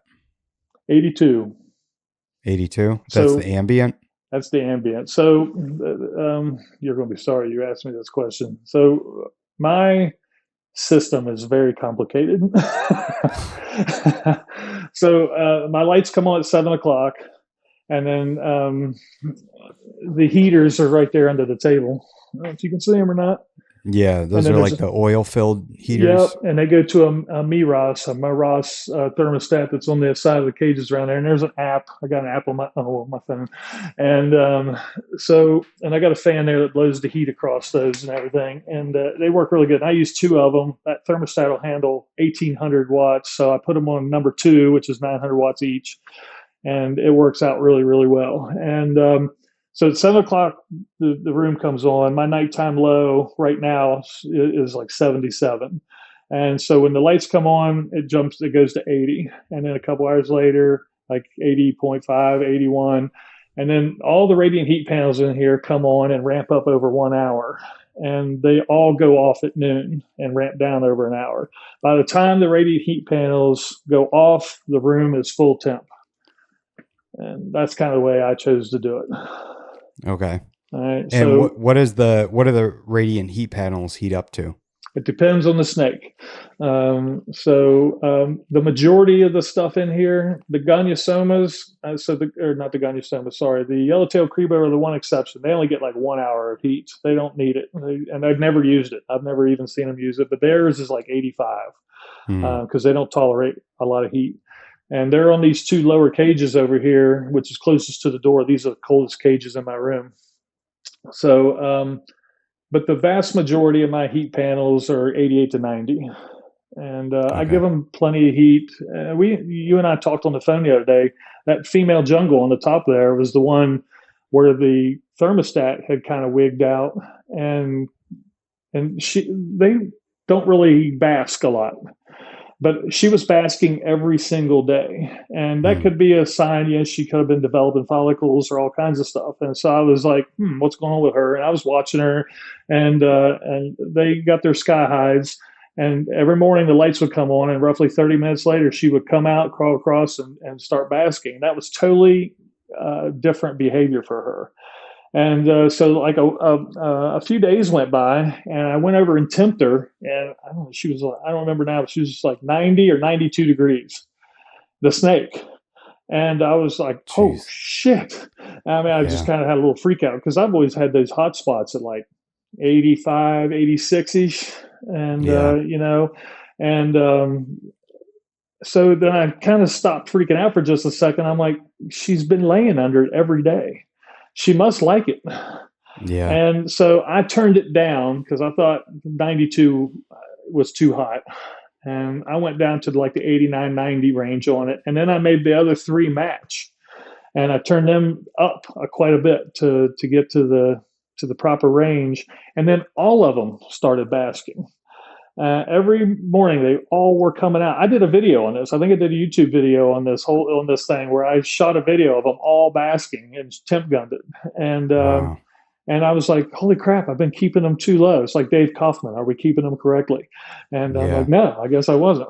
And so I turned the heat up on all of them, and now they all bask and they do their thing. And the same with the scrubs. It's always been told to me 86 degrees, for scrubs or whatever. I turned them up to like 90 degrees, but I'm not giving it to them all day. I'm giving them a good dose of heat till like 11 o'clock or noon. And then I turn Mhm. it off and they're on ambient the rest of the day. Because my feelings on this, I always try and compare things to the wild a little bit, and snakes in the wild, I don't think lay and bask all day. They don't find a rock and just lay there all day. They get some rays, they get warmed up, and then they go about their business. Yeah. And so that's the kind of the way I do it, and it's been working really well. I've been real happy with it. Um, Everything in this room is electronic, and it works much better than me trying to connect to you to do this podcast. And I'm able to keep track of all the temps. Every cage has a sensor in it. I got cameras everywhere, so I can log in and look. Everything's alarmed. The herp stats, everything. And my wife works from home, so if I have an issue, at the very least, she won't open a cage door, but I can say, run down there and unplug that or whatever. But Yeah. everything in here works really, really good. And I've got those those Bluetooth plugs where I can turn them Yeah. on and off from my phone. So a lot of stuff in here has that on. So even if I have a malfunction, I can just turn it off from my phone from that plug. Yeah. So I've taken every precaution that I possibly can, but I've turned my temps back up. I've gotten to the point where I think a lot of people keep their snakes too cool. That's where I've kind of gone back to. So That's interesting that even though they were getting a hot spot, it wasn't hot enough to trigger your animals to go over and bask. right. Well, I mean, if you take the room temperature's always been right around 82-ish or so. I mean, I don't know if you can tell, but I'm sweating sitting here now. But of course, all the fans are off, so thank you for that. Our next podcast is going to be in air conditioning. But I forget what I was even saying now. Oh, that they weren't utilizing the basking. Yeah, I mean, so I think the difference between the room temperature and the basking spot really wasn't that great. I mean, the room's 82, the basking spot's 85, 86. There's not a lot of variance there. They probably couldn't even tell. Maybe not. I mean, I'm sure they probably could, but it may not have been worth their time. I don't know. That seems kind of weird, but maybe not. But my red tail boas were the same. When I cranked them up to 90, 92, they all come out on top of their tubs now and they've got 8-foot cages. So I don't really worry about them so much because they've got plenty of room. If they don't want to be 90 degrees, they can go way down there, So their hot spots are like 90, 92, and it's kind of variable. When the hot spot is fully powered on by 8 o'clock, it's still heating, but by the time it's ready to turn off at the end of its cycle, I've got it set for, those things can be 92, 93 degrees, and the snakes are laying right there. So I don't really worry about it. I've kind of just started thinking, and we talked about this on the phone the other day too, was if you're going to breed your snakes, you have to have somewhere to take them to for that cooling. If you're already, and this is just my thinking out loud, but if you're keeping your snakes at 75 degrees, your room or whatever, when you want to do cooling, where do you take that? Yeah. You're already kind of at the bottom half of that, of where they should be. And I was in the Navy, and I've been to South America. I've been all over Asia, Singapore, everywhere. I've been all over that place. I was a couple places in Australia a long time ago. And I just want to tell you, from somebody who's been there, when you walk out of your hotel room in Jakarta, Indonesia, it does not feel comfortable. It feels like shit. It's hot. It's humid. it's really humid, and it's warm, and it's like Florida. You walk out, you take a shower, and you go outside, and you're just automatically wet and drenched, Yeah. and that's how it feels. And if you walk into your snake room, this is just my opinion, and your snake room feels comfortable, you're not keeping them correctly, because I can assure you where they come from, it is hot and humid and nasty. Not desert hot. No, it's not like the Serengeti. It's not 135 degrees. It's just like 92, 94, 95, but 90% humidity. And it's just hot and humid and just thick, Yeah. Did you see any snakes when you were abroad? Only in zoos. I went to every zoo. I went to every zoo that I could hit, when I was going, but I didn't go so, if you go to like these, so I was in the Navy in 89 to 93. I served in Desert Storm, and I don't know what those countries are necessarily like today. But back then you just didn't go wandering off through the woods, as an American service guy, unless you wanted to get kidnapped and, sold into the big white guy sex trade. It's a very niche market. It's very, it's very niche. So not a lot I didn't want to do that, so I didn't go. Not a lot of buyers. Yeah. Hey, sailor. Yeah, it's what were the zoos like over there? I mean, they were good. Yeah. Was it a lot of just native stuff? Yeah, I mean, giant retics. I mean, stuff like that. Mangrove snakes, all that kind of stuff. But I've been to the Sydney Zoo, Singapore, Japan. I've been all over. I've been to all those zoos and those places like that. San Diego. I was stationed in San Diego for a while, so of course I went to San Diego Zoo. Sure. But I always like going to the zoos. Have you ever thought about like going back to any of those places, like to look around? Well, no, but yes, I've all but beg my wife every day to let me move to Thailand, which I guess really? I could. It's a matter of whether or not she's going to come with me. That's the part that we debate over. Because I'm like, come, let's go. And especially if I get doged. I mean, I know I joke about it, but it's a real possibility.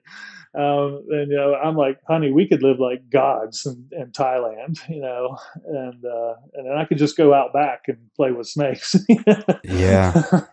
But yeah, I'd love to go back. The Philippines, I've been there many times. Philippines, Thailand, Vietnam, any of those places, I would love to live.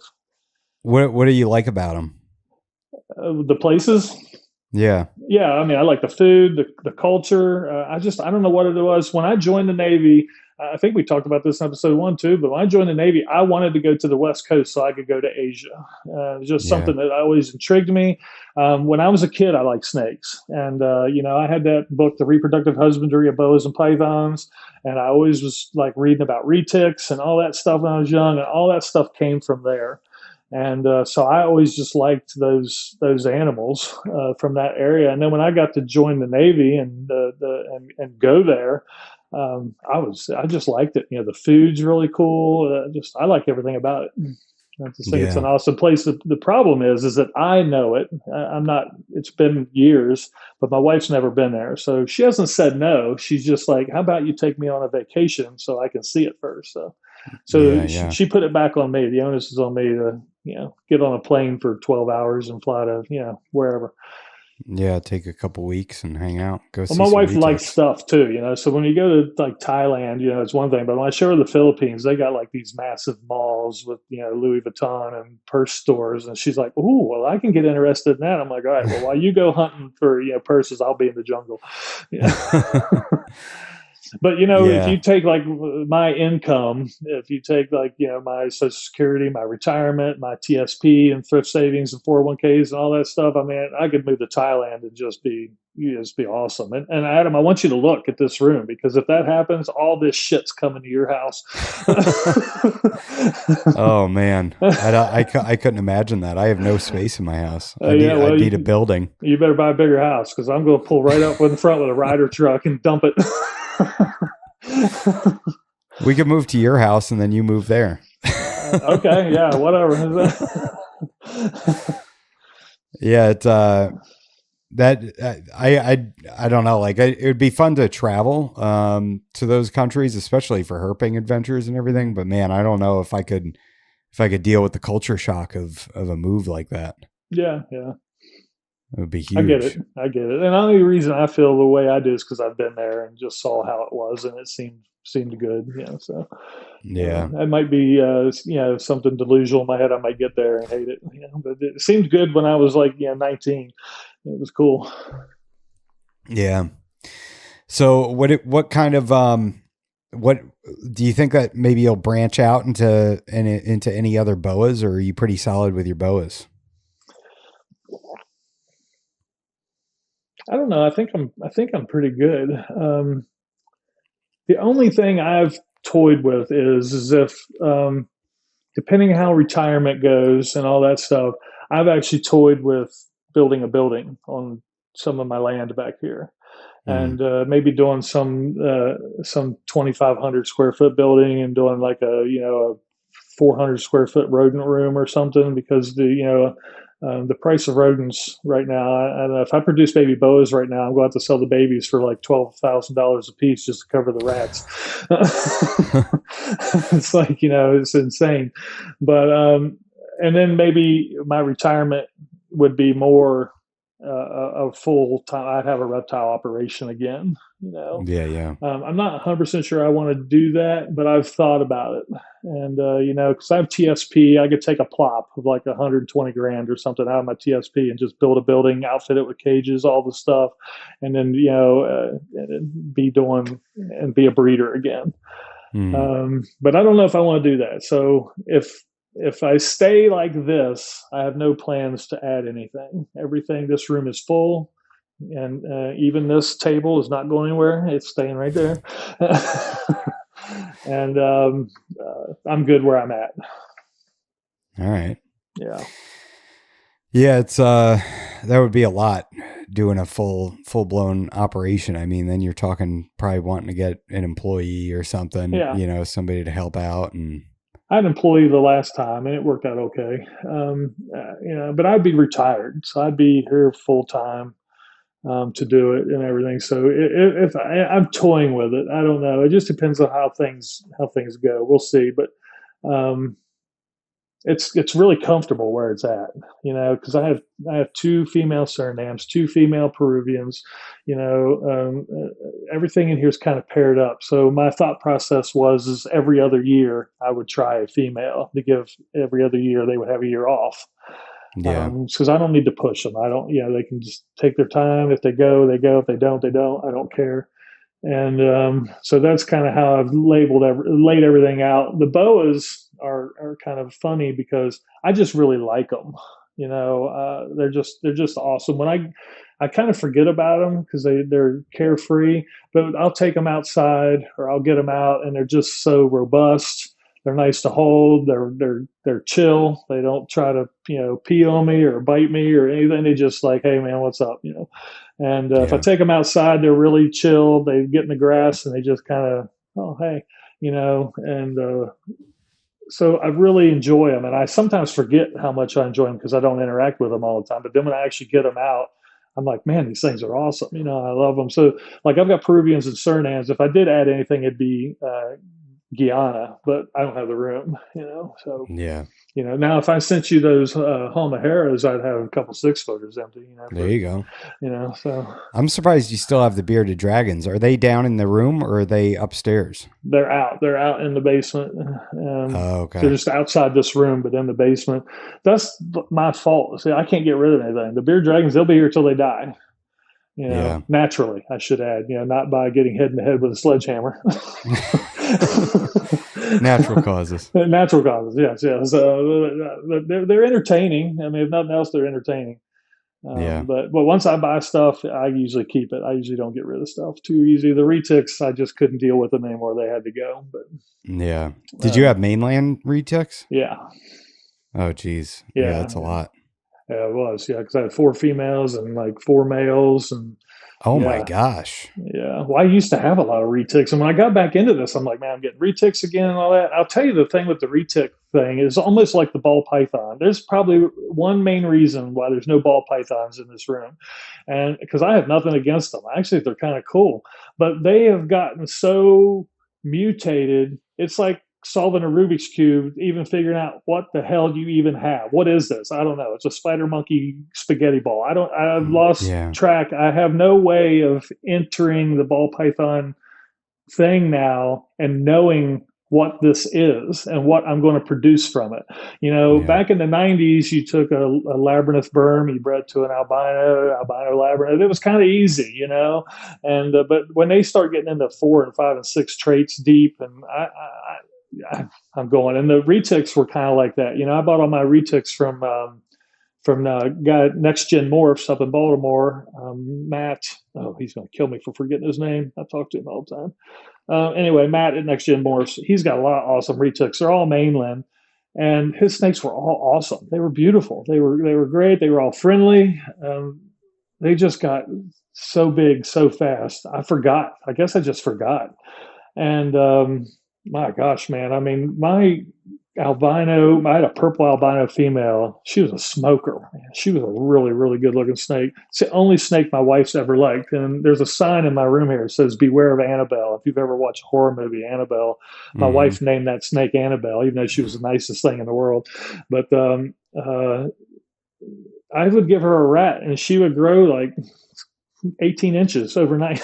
I mean, it was like she was this long and then she was this wide. And it was like she just grew. And I mean, that's what they do. And I knew that, but I guess I just forgot. And they just kept getting bigger and bigger and bigger. And then I started just feeling guilty. It was the biggest thing. It was that these cages weren't going to be big enough, that I was going to have 14, because everybody talks about 18-foot retics, but 14, 15, that's, I was going to have these giant snakes in these cages, and I started feeling really guilty about it. Yeah. And so, and then wrestling them when you get them out, when I get my boas out, they're easy. Even wrestling that bar neck female is nothing really compared to a big retic. Yeah. It was enough. At my age and getting older, I was like, I'm not fighting these snakes. I'm not doing this. I'm not buying pigs to feed them. I mean, that's, it was too much. I was sad to see them. Did you get those as babies? I did, yeah. And I mean, my female, she came as a baby, and Matt, he's only a couple hours from me in Baltimore, but that female was, I guess she was a year, maybe 14 months when I got rid of her, and she was like 12 feet long in a year. That's insane. And that wasn't power feeding. I don't believe in all that pumping power feeding crap. That was a rat a week. And then when she got the rabbits a week. And I have rabbits left over from her that my boas are just now big enough to start eating. But she was they just grow, man. They just grow. It's amazing. Yeah. So it was too much. I didn't want, and then the shed, when my boa sheds, it might be 2 pieces. It's usually 1, but it might be 2. When my jungle shed, it's 1 piece. Even my Crebo, those things are insane. When they shed, they're like on the Tasmanian devil. They're just going, but even their skin comes off in 1 piece usually. But the retics, it was like every scale. It was separate, so you would have to take them out and get in there and get all the scales off, and then the bathroom, it was too much. I'm not anti-retic. I love them. I think they're awesome. You just have to be really set up for them, and those days are gone for me. Yeah. So do you think that you just kind of changed the way that you look at those larger animals as time has gone on, that like you weren't comfortable keeping them in those size enclosures? Yeah, I mean, that had a lot to do with it. Me being older and wrestling with them, because it's not retics. So retics go through this thing when they're newborn to 6 or 8 feet. This is mainlands. I don't really have much experience with super dwarfs and dwarfs and stuff. So mainlands, there's a period where they are they're snakes, they're carpets, they're whatever. But then there's a period where they get to a certain size where their confidence changes. They become different. They become like they know they can go where they want to go, and and they will push their way through you and try and go where you want them to go. They'll push on their cage to try and get out. I mean, I had that female would push on this cage and be pushing so hard you could hear all the glass shaking in all the cages where she was pushing, and I'm like, what is even causing that? You've been fed, the temperatures are right. Why are you even? But they want out. They want to get out, and no snakes in here push. Not one snake in this room pushes or does anything crazy. But those retics they would want out, and it was too much. It was too much. I didn't want to deal with it anymore. When you get older, I think your perspective changes, and you don't need these big giant snakes anymore. And I tease the Antaresia, man. They're the bomb. I love them. I mean, when that thing latches onto me and wants to rip my finger off, I can just smile and laugh. But the retics, you just really have to be set up for those. If I was going to do retics again, if I was going to build that building and I wanted to say, you know what, I'm going to get 3 or 4 retics, I would have rooms. I would have a 10-foot long room that was 6 feet deep and 9 feet tall, and put a tree in it or something, and that would be a retic cage. If I was going to do it again, that's the way I would do it, because it's just they're insane, man. They're just so big. Yeah, if I ever got a berm, I would want to have it in probably a 12 by 8 or 12 by 6, footprint enclosure, something huge. Yeah.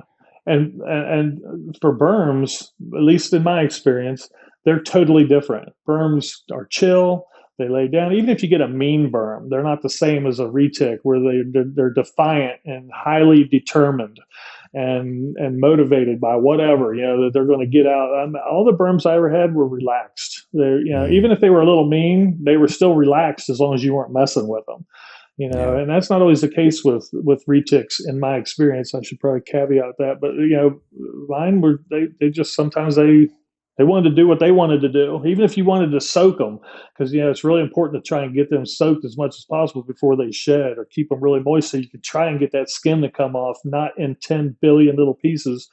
And trying to get them in the tub or in, and I finally kind of worked out a way of doing that was a little easier, but it was a fight, and I got tables and stuff in here, and I mean, you can't see, but down here were all my water bottles and water bowls and everything. When you start wrestling your retic, this stuff just goes everywhere. They start fighting with you and pushing, and then no, I'm good. Yeah, I mean, they're an active snake. They want to move, they want to explore and everything. So that's got to be what the pushing is. They just want to get out. Yeah. Yeah, and a lot of people will say, well, it's a temperature thing and all that, and it very well may be, but I mean, everything else in this room is perfectly content. So, and not all of them pushed. Only one of them was a pusher, and she only turned into a pusher. She never was until she got bigger. Then she became a pusher. The others were all fine. So I only had one that was kind of a pain in the butt, but. I had this really big tote, really big, and it's like 3 or 4 feet long. And what I ended up doing was cutting a hole in the top of it. And when you would get them out, you could pull them out, the first couple of feet. I'd get her kind of aimed to that hole, and she'd want to crawl in that hole, and I'd have water in there for her. And that's how I used to get them to kind of go in there. Then I would just put something over the hole so she didn't see it to want to crawl back out of it.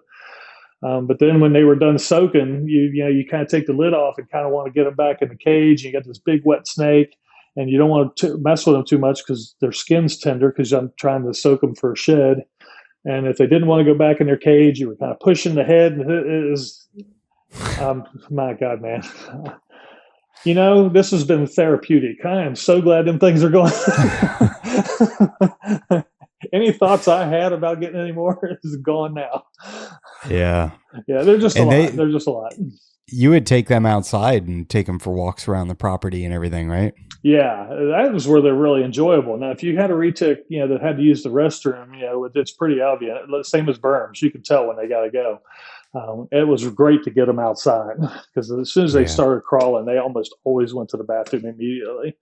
And, wow. I've got a Yorkie and then a Cavachon. I don't even know what the other dog is, but they're, or whatever. And people would walk through my yard and be like, damn, man, what you got a bull mastiff? I'm like, that's bull mastiff. And there's a grizzly bear that runs through here once a week. Man, I mean, those dogs could be food items for your retics. when I take any snake outside, I tell the wife I'm outside with the snakes. Don't let the dogs out. Yeah. Yeah, that's a big one. Yeah, I've got like 10 acres, so I mean, but I can go out with them. But yeah, but of course, if they see me, they want to run over and see me, Yeah. and then the first thing they'll do is if they see a snake, they'll run up and try and sniff it, and that's bad. Oh So I man. would just tell the wife that I'm outside with the snakes. Don't let the dogs out. Did you ever have an issue with one of them trying to climb a tree? No, because my property is pretty cleared. I have a lot of landscaping around my house that's got like small Yeah. landscape type trees in it. But when you get out in my yard, it's open, wide open. Oh, okay. Yeah, so I mean, I could literally put them down in the middle of an acre with no trees in it. Nice. Yeah. Yeah, that's a fear of mine, is like one of them going up a tree. Like, geez. Well, the boas, it'd probably take them 4 days to climb a tree, but like the scrub pythons would climb a tree, skim across the tree tops, and be 6 counties away in 15 minutes. I'm sure. And eat every bird between here and there. Yeah. Yeah, if you get a scrub python in a tree, it's done. Unless you can cut the tree down, it's gone. I just did a video on this recently about taking your snakes outside. That's like colubrids. If I took a crebo outside, that snake would be gone. I'd never see it again. There would be black and yellow black rat snakes all over Virginia, and people wonder where they came from if they didn't eat them all. Yeah. Yeah, it's interesting. I was thinking about that the other day. Just like most of I had my Timor get out the other night. And well, it didn't get out. I forgot to close the enclosure. I was in the room and I was cleaning and spot cleaning, and I looked over and a dirty bin caught my eye, and I went over and started working on the bin, and it was a full deep clean that needed to be done. Yep. And I totally forgot that the Timor enclosure was open. And in the morning, the kids are like, "Dad, everything's on the floor in the office," and that.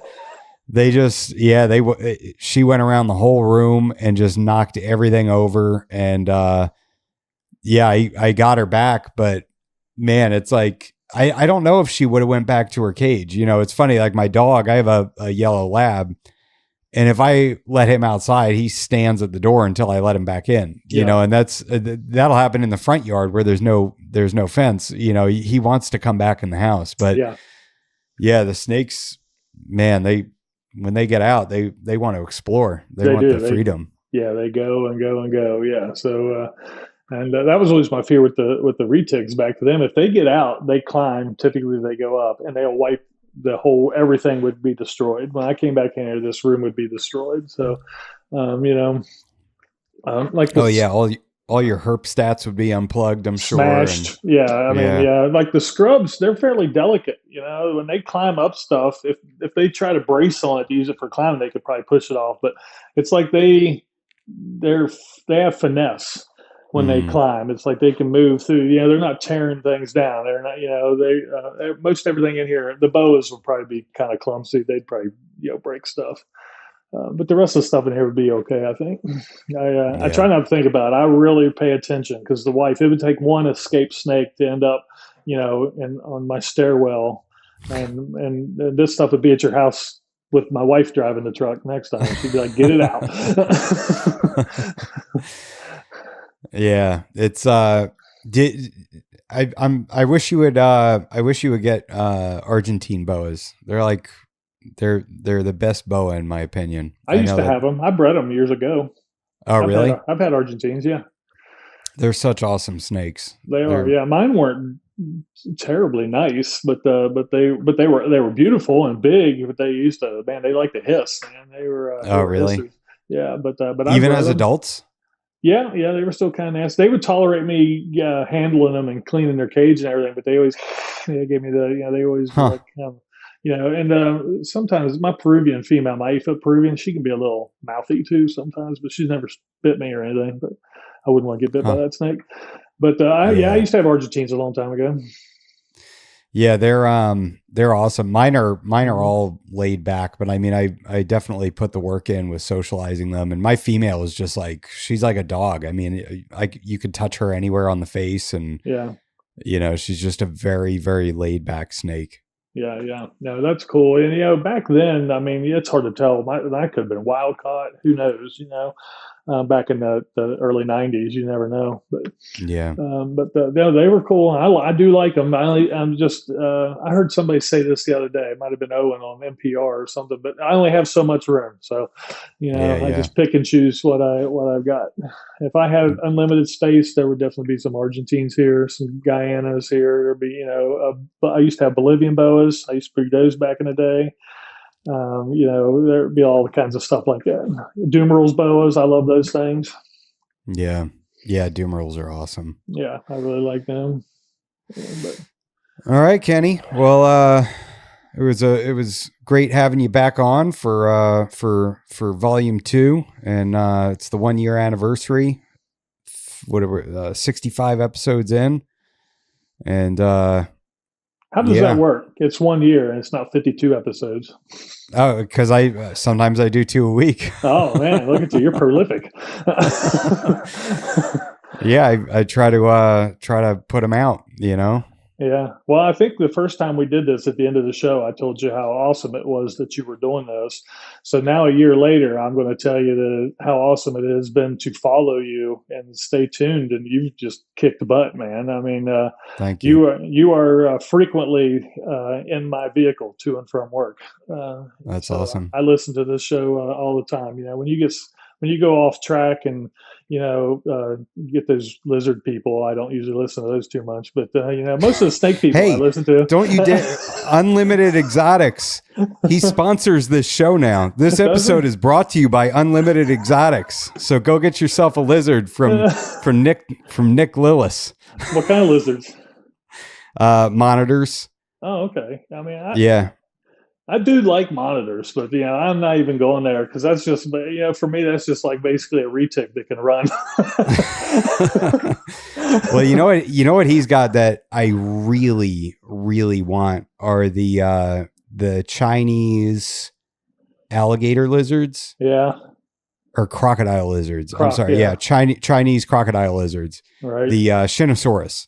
Okay. And yeah, they are so cool. I mean, they have like very similar scalation to a crocodilian, and they're aquatic, just super cool animals, and they're not that big either, but they're not very common in the hobby at all. So he's working on those right now, and I think they actually have to be brumated. So I think he had them in like a wine cooler or something like that. Yeah. To actually bring their temperature down pretty low. Well, I got bearded dragons, so I guess I have lizards. So what am I talking about? Yeah, you're rude. Yeah. That's the nicest thing I've been called today. I used to really, really want white fur monitors way back when. I always wanted them because there's always videos of people laying in their recliners with this giant lizard on them and all that stuff. I always thought that was pretty cool. But I'm a snake guy. I'll just stick with the snakes and the 2 bearded dragons. Yeah. No, I'm a snake guy too, but I love lizards. Eventually I'd like to have the Shinosaurus at some point. I think that those would be an awesome lizard to keep. And I'd like to get a black dragon too. I mean, you live in Florida, man. Just go get a pet alligator. Yeah, I wish. You need hours and all that. There's permits and stuff. Yeah, they're annoying. Yeah. As if they're going to fix any of the problems we have here in Florida with, all their hindsight is 2020. Yeah, right. Yeah, I got my US Ark shirt. I wore it, Yeah. I had one on for my other podcast I did today, but I gotta rep my sponsor shirt. Unlimited Exotics. Yeah, awesome. That's cool. Sponsors, that's awesome. Yeah, if you would have told me this is where I'd be a year later, I probably wouldn't have believed you. Now, when I watch this show when it comes out, is it going to have like commercials in it for all the sponsors and stuff? Oh yeah. It's going to be interrupted every 5 minutes. Brought to you by Costco. Yeah. Well, that's cool, man. We'll wrap up with, you've done a great job. You're awesome. Obviously, you're getting attention. So, you've done a great job. I do YouTube videos, and that's as far as I care to go with it. But I always wondered how this was going to work out with you as just a single guy, because some people have co-hosts and something like that, and some of the co-hosts NPR work out really well. Those guys are like yin and yang, and there's comedy, and they just kick ass. I mean, I drive to work just laughing my butt off. I listen to Owen, some of the stuff that those guys say. They're hilarious. And then there's other ones that I won't mention that I'm just like, oh God, this is terrible. They should just split this team up. So for you to sit on here, and the greatest thing that I like about you is that you shut up and you let people talk. And I get on some of these podcasts and the host just talks and talks and talks and talks, and I'm like, man, dude, I didn't tune in to listen to you. Yeah, Eric being on NPR, Eric and Owen talking at the beginning of the show, I forgot that I was on the show as a guest. All right, yeah. So I'm literally sitting there just like I am now, and listening to their banter at the beginning of the show before they bring me on. And it was like it was like I was in a state of hypnosis, where you're just like sitting there watching NPR, and then it's like, oh shit, I'm on this. I'm actually on this show. Yeah. I forgot. Yeah, I listened to them for a little while, but I listened to them yesterday morning going to work, and they were just talking about just random. They were just having like a random thing, and it was great, man. Just it was awesome. So yeah, they're legendary. They are the goats. Yeah, I mean, and they've gotten to that point in their career where obviously they don't give a shit. They're going to say what they think and what they feel, and it makes for great content, and I think that's awesome. Yeah, I can't do that. Well, but I can. Yeah, what do you want to talk about? I can ruin your reputation for you. No, let's keep it where it is. Okay. All right, brother. Well, I'll let you go, man. Thanks for the opportunity bringing me back on. Hopefully there's a year, the next anniversary, and I can come back. Oh, yeah. Hell yeah, Kenny. We'll do it again. Yeah, I mean, the cage behind you will have these Homa hairs in it. Yeah. Hell yeah.